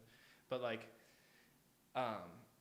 yeah, I went through phases, you know, like different channels, and eventually I just was like, all right, this is like it. I'm gonna just keep this channel. I'm only gonna post stuff I like on it. If I've gone back sometimes and deleted videos where I just think they're bad, and I'm like, just get rid of that. But I mean, it's different for everybody. Like I'm sure if I applied myself to YouTube as much as I applied myself to printing, my channel would have like 100K or more. You know, if I was just like, this is all I'm going to put my work into, Yeah. like, because I have a friend who he has a YouTube channel, and he's been on it for a couple years now, but like when he was just kind of taking it seriously, when he just started taking it seriously, he had less subscribers than I did. He put out a video, it got over 1 million views. Like, he kept doing that. He's getting hundreds of thousands of views every video, but he wasn't monetized yet, because there's like the criteria is like 1,000 subscribers and I think 100,000 minutes, or maybe it's hours of watch time within 365 days. So like, you don't have to get 1,000 subscribers every year. You have to reach 1,000, but the watch time has to be that, like, over that time period, you have to have met that many minutes or hours. And so he had met that criteria just from like his first video on like his new content. Like, he just killed it. He's super into video games and Easter eggs, if you know what that's like. Yeah. So he's like really, really knowledgeable. He dives deep into it. Like, he's literally like, now he's just recently posted like a Tony Hawk Easter egg video where like he's talking on the phone with one of the developers of Tony Hawk 1, and like Tony, like he actually the developer like got an answer to one of his questions from Tony himself, kind of shit. Like, he's got 600,000 subs now. He's getting brand deals for like $12,000, $8,000. You know, plus that's not even. But he's bringing real value. Yeah, it's like people who are gaming. They're like, brand deals, you know. So it's like, you know, like you go on YouTube and you see people who like raid Shadow Legends. Like, sure. Okay, well, like that's like a really, really common brand deal that I see with YouTubers like all the time, where they're like, Raid reaches out to them and they're like, hey, I've talked to him a little bit about like the specifics of it, so I kind of know, but like basically they told him like their contract, I think, was something like the next 2 videos or maybe the next 4 videos that you put out have to reach 1 million views amongst the 3 videos or whatever within this time period, and you have to plug like our brand or our product for I don't know how long, a minute or 30 seconds or whatever, and they send you some logos and shit that they like maybe give you like a loose script, but you can kind of like add your own flavor to it. Right. But like that's what his first deal was like that, where he got like I think $8,000, and then he had another one where he got like 12 or more, and plus like just making a video that gets 1 million views, you're gonna get like probably at least $1,000 on that, you know. And then it's like all those videos that you uploaded for the past 3 years or 2 years or whatever, those are still getting views. Like, they might not get anywhere near as many views as the first week you post or whatever, right. But they still trickle in views over time. So it's kind of like investing in the stock market, where like it just kind of like snowballs into. So I should start this now. Definitely. That's what you're saying. Yeah, 100%. I always like if I know somebody who's like thinking about doing it, you should just do it. But I technically have one. Like, I have an account. Yeah. Just start posting. Like, and the thing is too, it's like usually when people start something new, they kind of suck at it till they get better. You know, Right. It's like you don't like pick up a basketball and all of a sudden you're like Michael Jordan or a professional player. Like, you learn to dribble and you learn to shoot, and so it's like that with everything.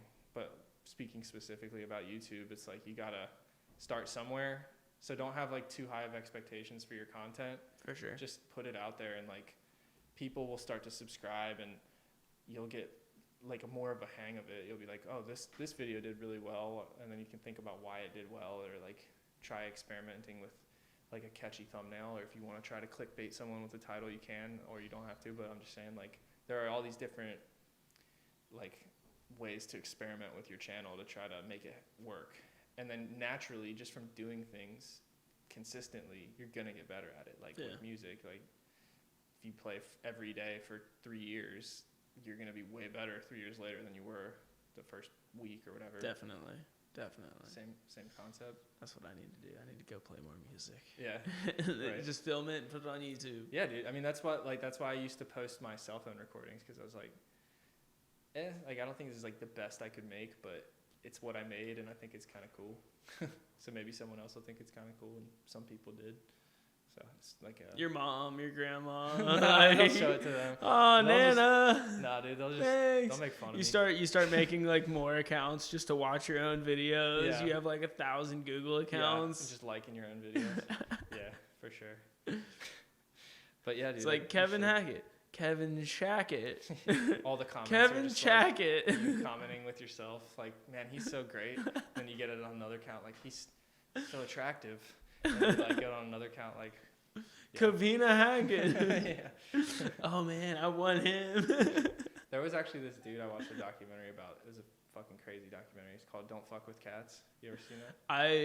I saw the trailer for it. I was shit very is crazy. confused on what it was. It was like it was really well made, but it's also like a gnarly story. What is it?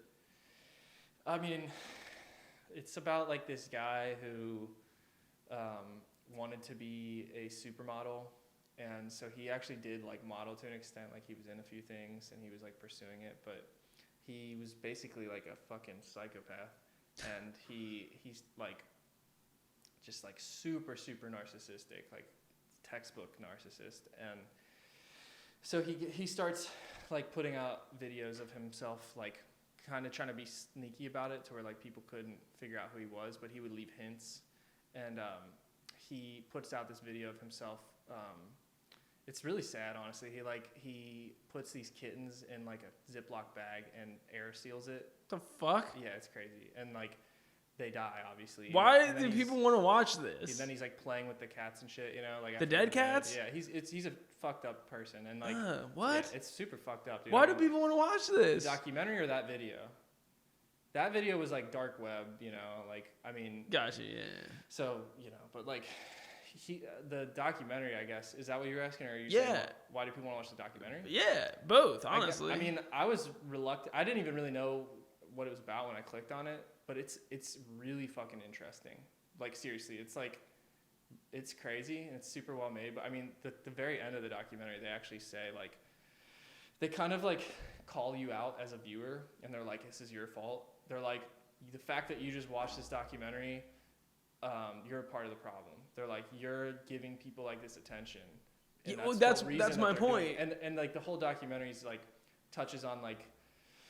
But Netflix is at fault because they made a fucking documentary and then put it on Netflix. Yeah, dude, it's crazy. I mean, which he ends up killing somebody, and like he kills another cat at one point, and like before so it's like, you know how they talk about like. Is he in jail? Is he dead? He's in jail now, but he's probably happy there because he's homosexual, and he probably likes being in jail to an extent. I would think. That's weird. He's fucking crazy. He likes being in jail.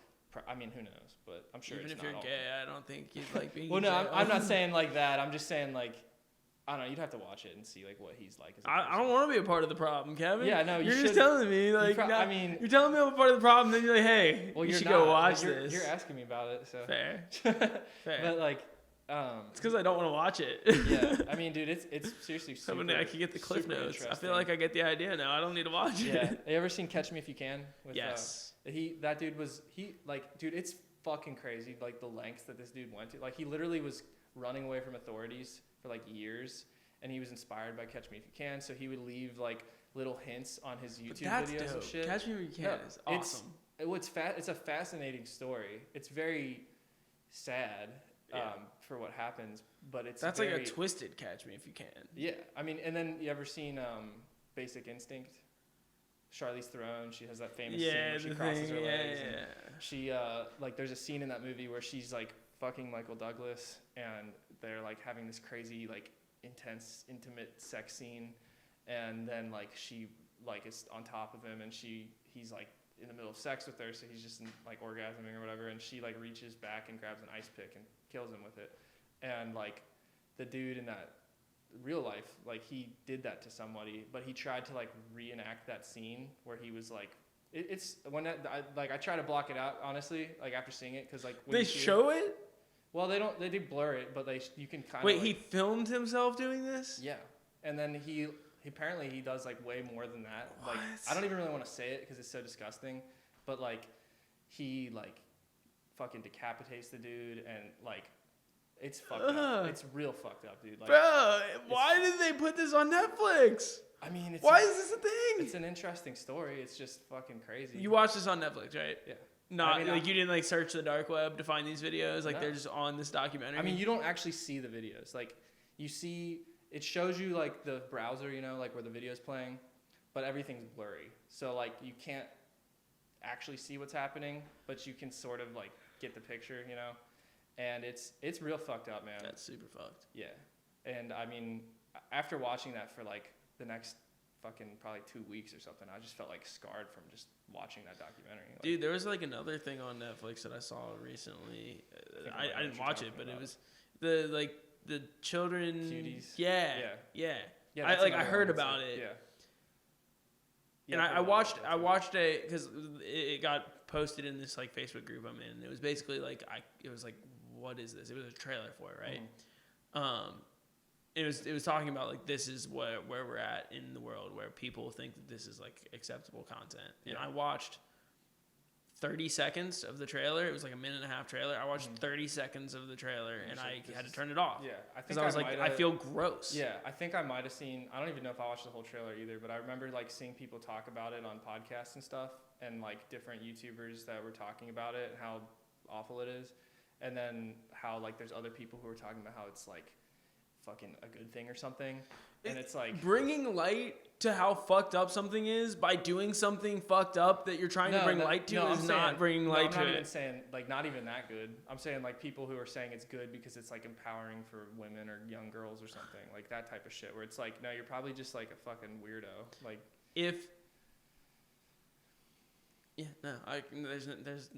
there's no. Yeah, I mean, I haven't watched it, but based on what I've heard about it and like I've seen like thumbnails and shit. Yeah. And it's just like, okay, this clearly is like not. I'm very much I love playing devil's advocate. Yeah, me too. I love like, I'm very good at seeing things from multiple perspectives and justifying even some crazy shit. Yeah. But I mean, you can I can sit here and justify the Unabomber. Yeah. I can't justify that. Yeah. Yeah. I mean, it's not something you should justify, you know, it's like. They're gonna start seeing that I can justify the Unabomber. There's like gonna be a target on my back. It's like, what do you mean you can? I know what you're saying, man. Dude. There's some fucking weird content on Netflix for sure. But I mean, and that's the thing. It's like one thing, like you're saying, like there's shit on the dark web. There's shit on YouTube even, where it's people who are fucked up who post something online and it goes viral. When you are a major source of a major platform and you're funding this, like imagine like go back before this was on Netflix, right? Both either the Cats thing or the what's it called? Cuties. Okay, yeah. Who goes into a pitch with Netflix and says, all right, here's the idea? Well, I think that comes back to like the whole. Like people say that the Hollywood is like full of like acceptance of this type of shit. So it's like the people who are in those boardrooms might be like way more comfortable with it than like they should be. But like because it's not just like there's one person. It's not just like, oh, there's like another like, you know, Harvey Weinstein who's like, oh yeah, like it's like a whole fucking. You got like multiple people who are like, yeah, that seems like a good idea. Let's press forward. Let's put a lot of money into this. Yeah. What? Like not one person in that room from the very beginning, from the pitch, was like, "There's no." Yeah, I'm not so sure about this. Yeah. Does anybody like think that this is wrong? There's probably a chance that happened, but there was just like not strong enough of a voice. Yeah. Where's my beef jerky? This thing's got me out. It's got me heated. Yeah. Yeah, man. I mean, I think the Don't Fuck with Cats documentary, like that one. I think that one was made, like the way it was produced. Was not produced like maliciously necessarily, or like I don't know if maliciously is the at right least word, you're talking about adults. Yeah, and it's like it's demonizing that guy. It's not making it out to be like, oh, this is like a good thing, you know. It's like this is really fucked up, and these people came together and they tracked him. Like there was like this Facebook group of like online like hackers and detectives, like self-proclaimed detectives, you know. That they literally did a better job than the FBI in catching this guy. And the FBI literally like wrote them off for years until the guy actually killed somebody. And then he was probably going to kill multiple people. And then they like started working together. But like, I mean, it's honestly, I think it's a good watch, but it's like, I mean, you got to be prepared to like, or maybe you don't, but it's heavy, you know, but it's also like, it's interesting, I guess, but not like. I do like weird shit. I do. And I like watching things that like... It's like Tiger King on steroids. Okay. You know, like Tiger King's... You ever see that? I watched like maybe an episode. I didn't Like get that, too big into it. Yeah, I watched it. I basically watched it because through the internet of people posting about it, I feel like I got the idea. Yeah. I mean, I didn't even really jump on the bandwagon when it was like blowing up. I kind of was like late to the party, but when I started watching, I couldn't stop. I was like, these are real people. Like, this is a real thing. Like, how is life like this in some people's worlds? Like, it was so wild, man. But like, it's kind of like that, except just Are you desensitized to most things? I am. Yeah, I'm definitely like more desensitized now than probably I have ever been in my life, you know. I mean, with the way that like culture is so like, it just pushes so much shit out there on people, like how accessible, like through social media and the internet, like it's just easy to, I think, be desensitized anymore. And the truth is, like, most of these things were always happening. Yeah, well, that's the other thing. Fucked up shit happening, you just didn't see like, it. that's somebody else's reality. So, like, that's another reason, like, the Cats documentary, I was like, it was really eye-opening just thinking, like, that's, like, real life for people. You know, like, there's people who live this shit. And, like, it just makes you think a little differently. Mm-hmm. So I didn't think it was necessarily bad to watch, but it was just, like, I guess it depends on, like, how you're watching it. You know what I mean? But I feel like with something like Cuties, like, you couldn't even really watch that, like, without it being I felt disgusting after watching 30 seconds of the trailer. I was like, this is gross. Yeah, like, what the hell? I feel gross. Yeah. Like. Yeah. Hollywood, man. And that's like, there's just kind of like you were asking me, like, you know, that level of fame kind of thing. Yeah. At what point, like, what else comes along with that fame other than, I can't leave my house without being bothered by paparazzi and stuff, but like, what kind of circles are you in now? Mm-hmm.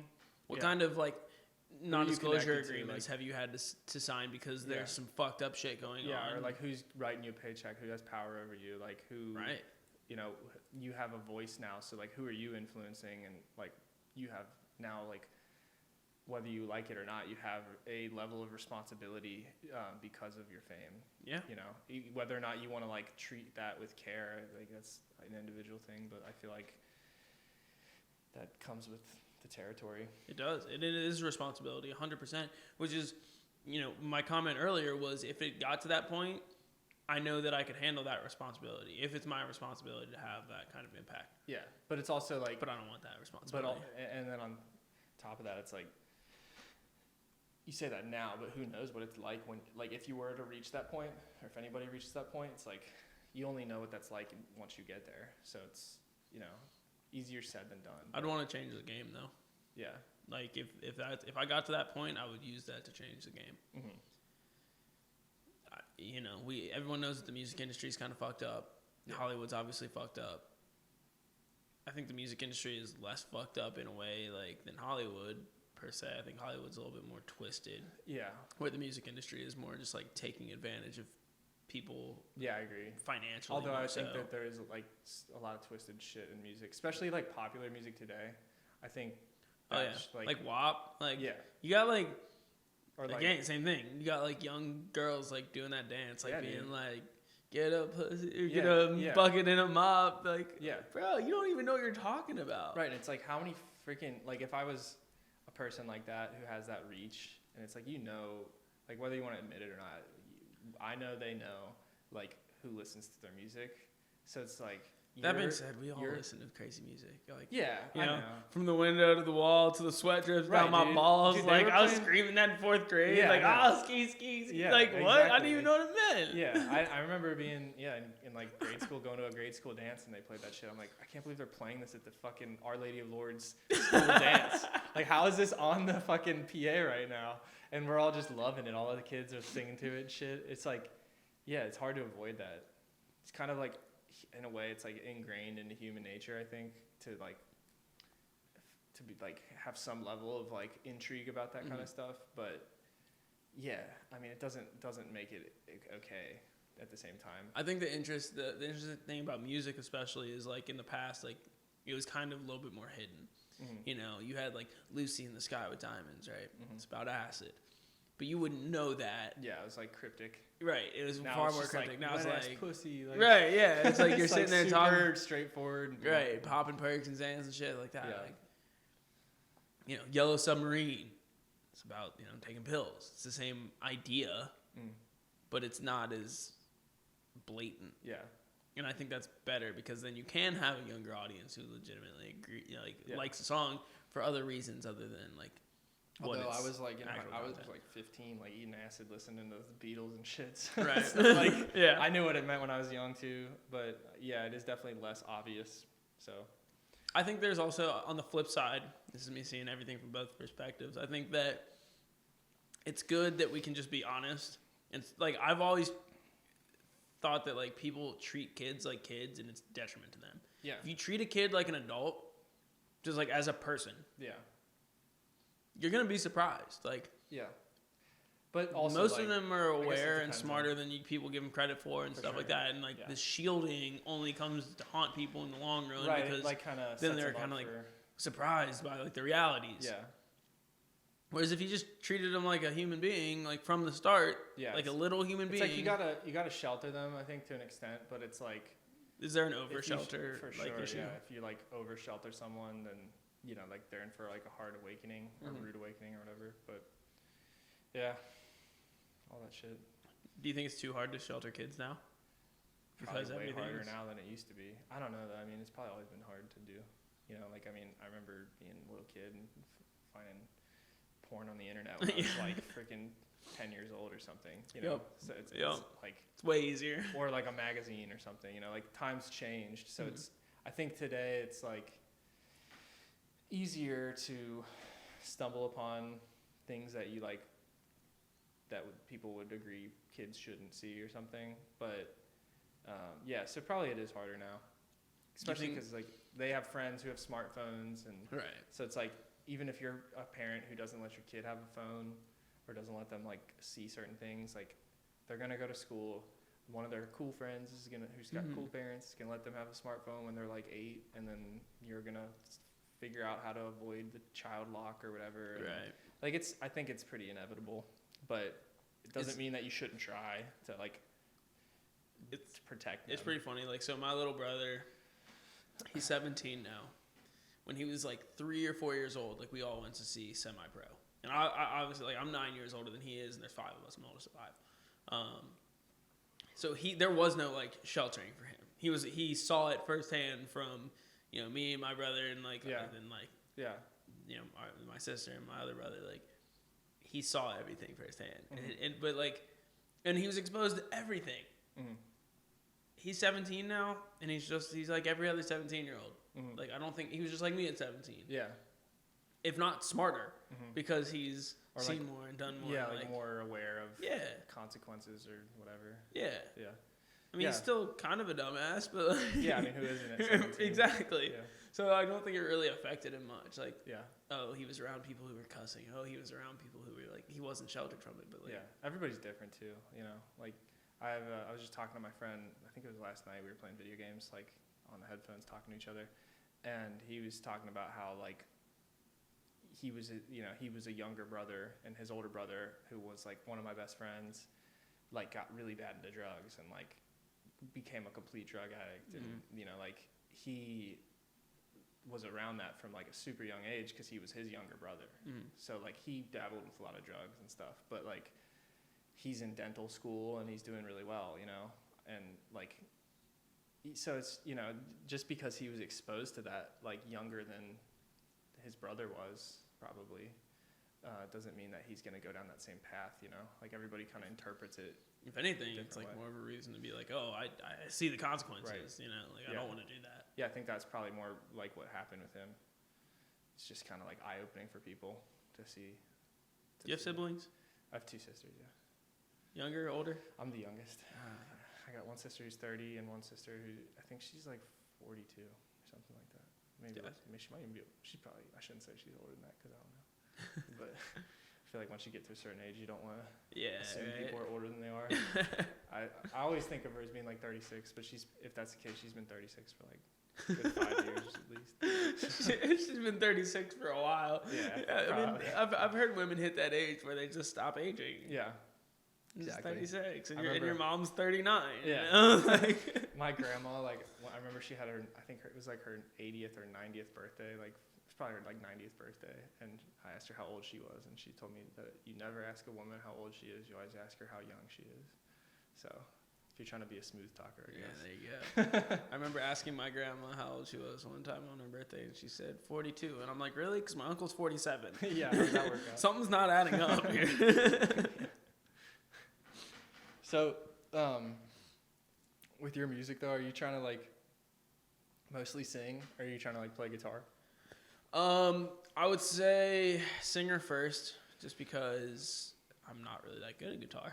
Mm-hmm. Not to say that I couldn't get there, but I also feel like I want to be able to have a diverse show. I'd rather surround myself with better musicians. Yeah. That can expand, where I can kind of like focus on the performance. Yeah. I also like every show that I do.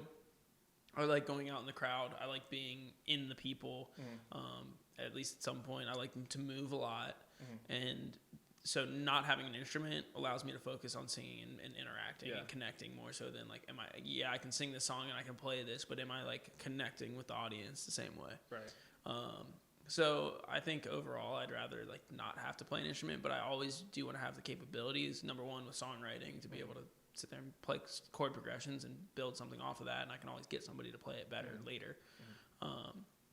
But I also want to have that ability to like have like a show where I'm not playing something and then like, okay, I'm gonna settle it down now. I'm gonna grab a guitar, and then it's just like for this song, it's just me and a guitar, or like kind of just switch the pace, or like I can sit down at a piano or a keyboard and play something simple that switches it up. I feel like that's one of the things I love about music too. It's like there's something for everybody. Yeah. Like if you want to make it or listen to it, like there's an appeal for someone somewhere for whatever you're trying to make. It's like I was talking about my old guitar teacher. Like I showed him. You've heard Tadao, right? With KJ and stuff. Yeah. Like I showed him that. Awesome. Song. Yeah, one of my favorite songs ever. The best live performance I probably will ever see, because it was completely improvised. Right. And like, what an amazing, magical moment. That video is awesome too. Yeah, dude. It's got like 300 million views. Which again, like view count doesn't mean it's good, but that one is. But that song is so fucking cool, and like. I mean, I don't know, man. He just kind of like, he was just talking about how it's like he doesn't have much of an appetite for like any looping, or like when you're just playing 2 or 3 chords and it's like that's it, and then you layer it up. He's like, I can only really listen to that for stuff like that for like maybe 2 minutes, and then I'm like over it. Which again, I get it. It's like to each their own, but it just made me think like maybe I shouldn't be taking lessons here anymore. Like maybe I should just. Oh, your guitar teacher said that. Yeah, and I was just like. This is like something I love, and this is like what I want to work towards with my music. And for my guitar teacher, who's kind of like a mentor to me, to be like, this isn't, he's like, I'm sure they're great musicians, but like, I don't really like this. It's like, okay. How do you not like that? Yeah, they're it's like, awesome dude, musicians. It's amazing. And it's just, I don't know. I just like looping, you can, dude, looping allows for so much more. It's so fun, dude. I love it. Like think about Ed Sheeran. Ed Sheeran's an amazing. Like he can, with only a guitar and just him and a loop pedal, fill stadiums and play to thousands of people. You know how much energy that takes for one person? Yeah. It's almost, to me, it's in some ways, it's more impressive than, like if you can captivate people like that, even if it's, who cares if it's a three chord like bar progression, it's like, who cares? If people connect with it and they like it, dude, that's like Tom Petty, bro. Tom Petty was all. I'd rather play music that people fuck with and they love than like a jazz song that like is so complex that people can't even catch on to what's happening. I'm just proud of myself that I can do it or something. Right. Like, or maybe some like really, I don't know. It just seems like a sort of music snob kind of thing, or it's just like your nose is up in the air, like I'm better than this person, or like this is beneath me kind of thing. Like that's kind of how I felt, and I don't know if that's really what his intention was, but maybe he's jealous. Maybe. I mean, I think some of it is like stuck in your old ways, Like if you grew up with a certain type of music and that's like what you've been doing your whole life, there's probably, and also humans have egos, and it's like no matter who you are, you got somewhat of an ego, and so I just feel like maybe that was part of what went on there. Hydration. Gotta get me one of those. Dude, I drink so much more water with these. Like, because it's like a game. I gotta track my progress here. You want some beef jerky? Sure, dude. It's that nice Grippo's beef jerky. Do you want to try one of these spicy peanuts? Sure. No, you don't. I don't? Are they bad? I want to give you one, but you'll be mad at me if I do. Why? Dude, it's called the Death Nut. This is the Tube of Terror. Or no, I'm sorry. It's from the creators of the Death Nut Challenge. And this is called the Tube of Terror. I've eaten two peanuts. The first podcast back, I had my friend Josh on. Gotcha. And so the podcast is named Food for Thought. Yeah. And Brendan Davis gave me the idea to like go to Jungle Gyms and buy some weird foods as like a gimmick for the name of the show, to like eat some weird foods while you're doing the podcast. Oh, okay. I thought I was being rude with my beef jerky, but apparently I'm just, you're playing a part. Right into the brand, Yeah. But like he and I went to Jungle Gyms and tried to pick out some weird foods. And that was one of the things that I bought. So I'm trying not to chew into the mic. But we bought that. We came back. We're shooting. So like ASMR, right? Yeah, dude. People are gonna be mad. But we decided to eat one eventually after trying some other weird shit out. And then, like, dude, we each ate one. Maybe like 5 seconds later, he's literally got like tears rolling down his face. His face is all red. Is it that bad? He's freaking out. Like, he literally was like, I think I might have to go to the hospital. Can you die from this? Like, he was for real freaking out. And I was like, I handled it better than him. I'm not trying to like be cocky, but I did. And like, I handled it pretty well. I like spicy stuff. Mm-hmm. Is this shit gonna like? Let me like. All right, yeah. Continue. He he was fucked up from that.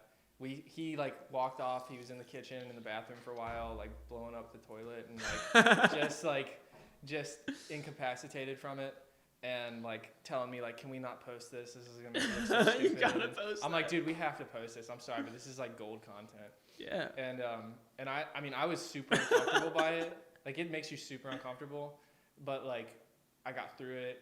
I felt like I feel like it kind of led to just like a shitty day, because like I just felt shitty afterwards. It's gonna wreck my day if I eat one of those peanuts. Dude. I mean, maybe. I don't know. Everybody's different, but like.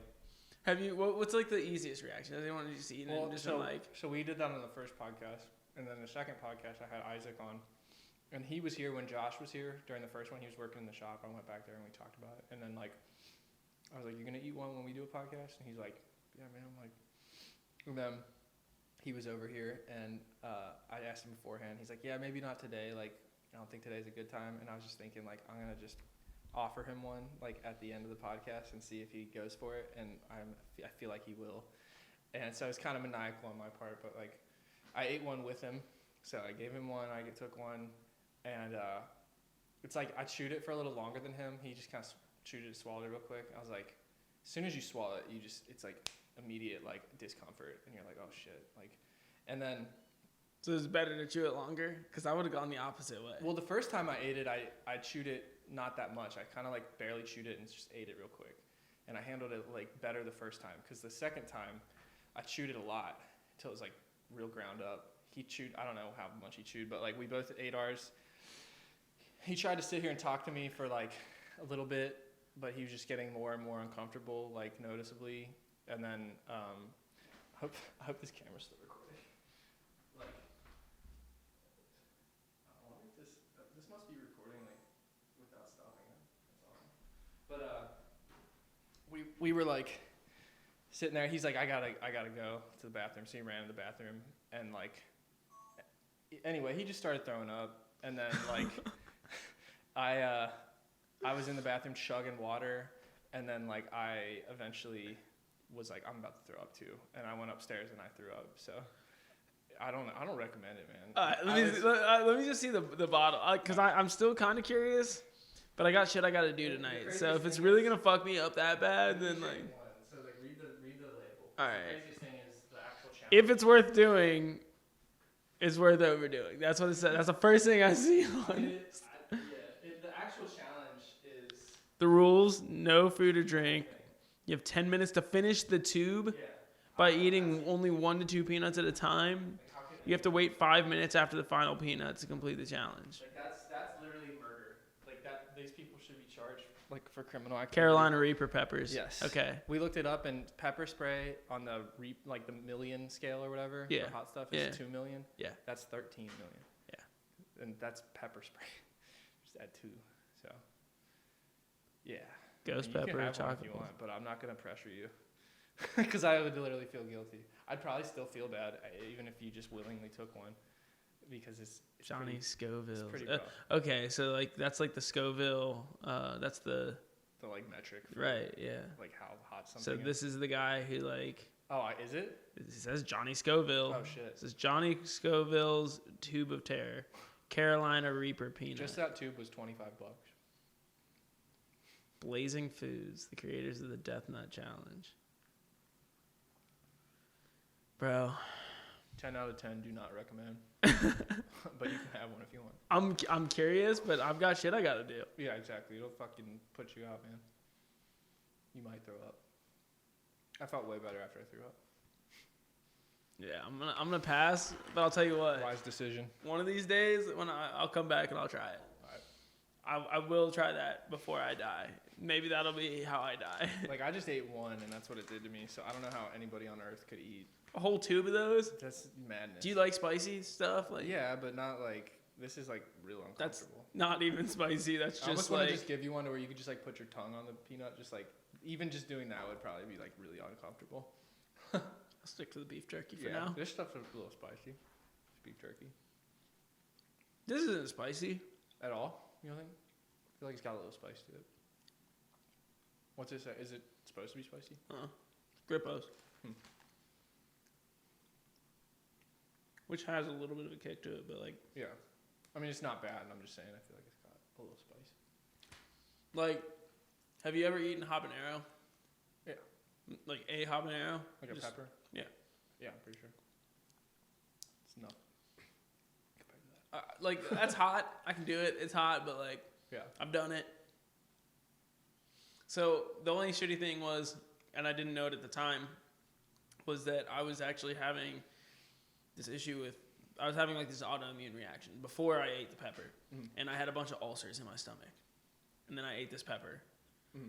And spicy stuff does not do well with ulcers. It's very bad. So I actually had to go to the hospital. Damn. Yeah. Yeah, that's what I was worried about with Josh, because I was like, I don't know like what his health is like, you know. I mean, you never know what people have conditions for.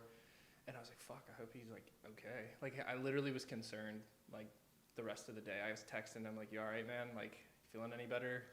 You know? I want to try it, but I'm not going to. I got shit to do, and I don't want to puke. It really like, I mean, both the times I ate it, like I just want, after I like got through the heat, I was just like, I just want to lay down. Like, I feel like I just went through like a battle or something. So, oof. Yeah. Do you think it'd be better to do it on an empty stomach? Well, the first time we did it on an empty stomach, only thing I'd really eaten was some like weird shit from Jungle Gyms. So I thought that would have been worse because I was already like eating some weird foods. But the second time I ate it, I had just eaten a bunch of salad from Chick-fil-A. Oh, and then it you just came right back up. Right. Yeah. So I'm gonna prepare myself for that. I mean, you're totally welcome to try it. We can make a YouTube video or something. A whole like its own video. Yeah. Like you ever hear the Packy chip? I think it's called. It's like a big Dorito. It's supposed to be like insanely hot, like kind of like this. They had those there actually. I was thinking about buying one. But do you know who Deontay Wilder is? It's like heavyweight fighter boxing champion. Yeah. He had tried. He did the challenge, and they for his video it's just like a white background. He's just standing there. It's like a medium shot, and he just eats the chip. Like he's talking for a while before he takes it about whatever, and then he like, all right, I'm eating it. He eats it, and he just tries to be like a man about it, you know, like it doesn't faze him. And then he just starts having tears come out, and he's just like sweating, and like he just gets like visibly like weak by it, you know, and. But I was just gonna say, like, maybe if you want to do one, we just gotta have like. We could stand you up in front of like a wall in my shop and just put a tripod there, and you just try to like stand there. But I don't think you'll be able to. But if you can, I'll have to move. Like, we're gonna need a moving camera. Okay. Dude, yeah, it's because I'll start running. Like, I'll start running around, and just like jumping around. Yeah. Like, the only other problem too was like we didn't have like milk or anything to sort of like combat it. That's the rules, though. How are you supposed to eat a whole tube of that? I don't know. That's the challenge? For real. Like, yeah, he told me that after we ate them the first time. He read it to me. I was like, there's no way anybody can do that. Like, how is that possible? You might die. Yeah. I feel like it would legit put somebody in the hospital. Fuck. But I got one of my customers is calling me, former student from a high music school actually too. But we're supposed to do a photo shoot downtown for his brand. Nice. So probably have to wrap this up. All right, this is the end of the podcast. Did you have a good time? I had a great time. I'm Sweet. going to have to do it again so I can prepare myself and Yeah. eat that nut. Do you want to do it on the podcast? I'll do it on the podcast. Okay, cool. Yeah. Yeah, I would like, if possible, to keep it like a thing just until this is gone. Yeah, Because I don't definitely. know what to do with it. I'm like, I'll just offer it to every guest. Offer it to every guest. But I'll feel so definitely. bad. Like, what if somebody actually has like, goes to the hospital for it? I'll be like, fuck, dude. I'll break the fourth wall again. I will return and eat that spicy nut. So yeah, I'll break it too. Look forward to that. Tune in whenever that happens. I'm gonna try to upload a podcast every week. So Cool. Yeah. Let me know when this goes up. Yeah, maybe you think I should get people to sign waivers. Probably. Like if you end up in the hospital after you eat this, You're I'm not liable. Yeah, I'll have to figure out some wordage for that. Get a contract going. But yeah, dude, thank you for doing this. This was Thanks awesome. for having me, man. This Enjoyed was fun. talking. No doubt. All right, man. If you guys want to check out Meranis Moss's music, it's not up there yet. Yeah, but it's it will not up be yet. in the near future. In the near future. You can follow my Instagram. It's, what is it? Meranis_Moss.music. And that's spelled MERANUS NIS. IS MERANIS_MOSS Okay. dot music. Okay, and that's like your main where you would want to. Is there anything else you want to plug right now? Or Timeless Recording Studio. yeah, Go give us a follow. Yeah. Timeless R Studio. if you're in the Cincinnati area, Yeah. you can hit them up for some awesome recordings. They do really good work. That's all I got. Okay, sweet. Well, thanks for coming on, man. It's been Appreciate it. All right, that's a wrap. And cut. That was fun.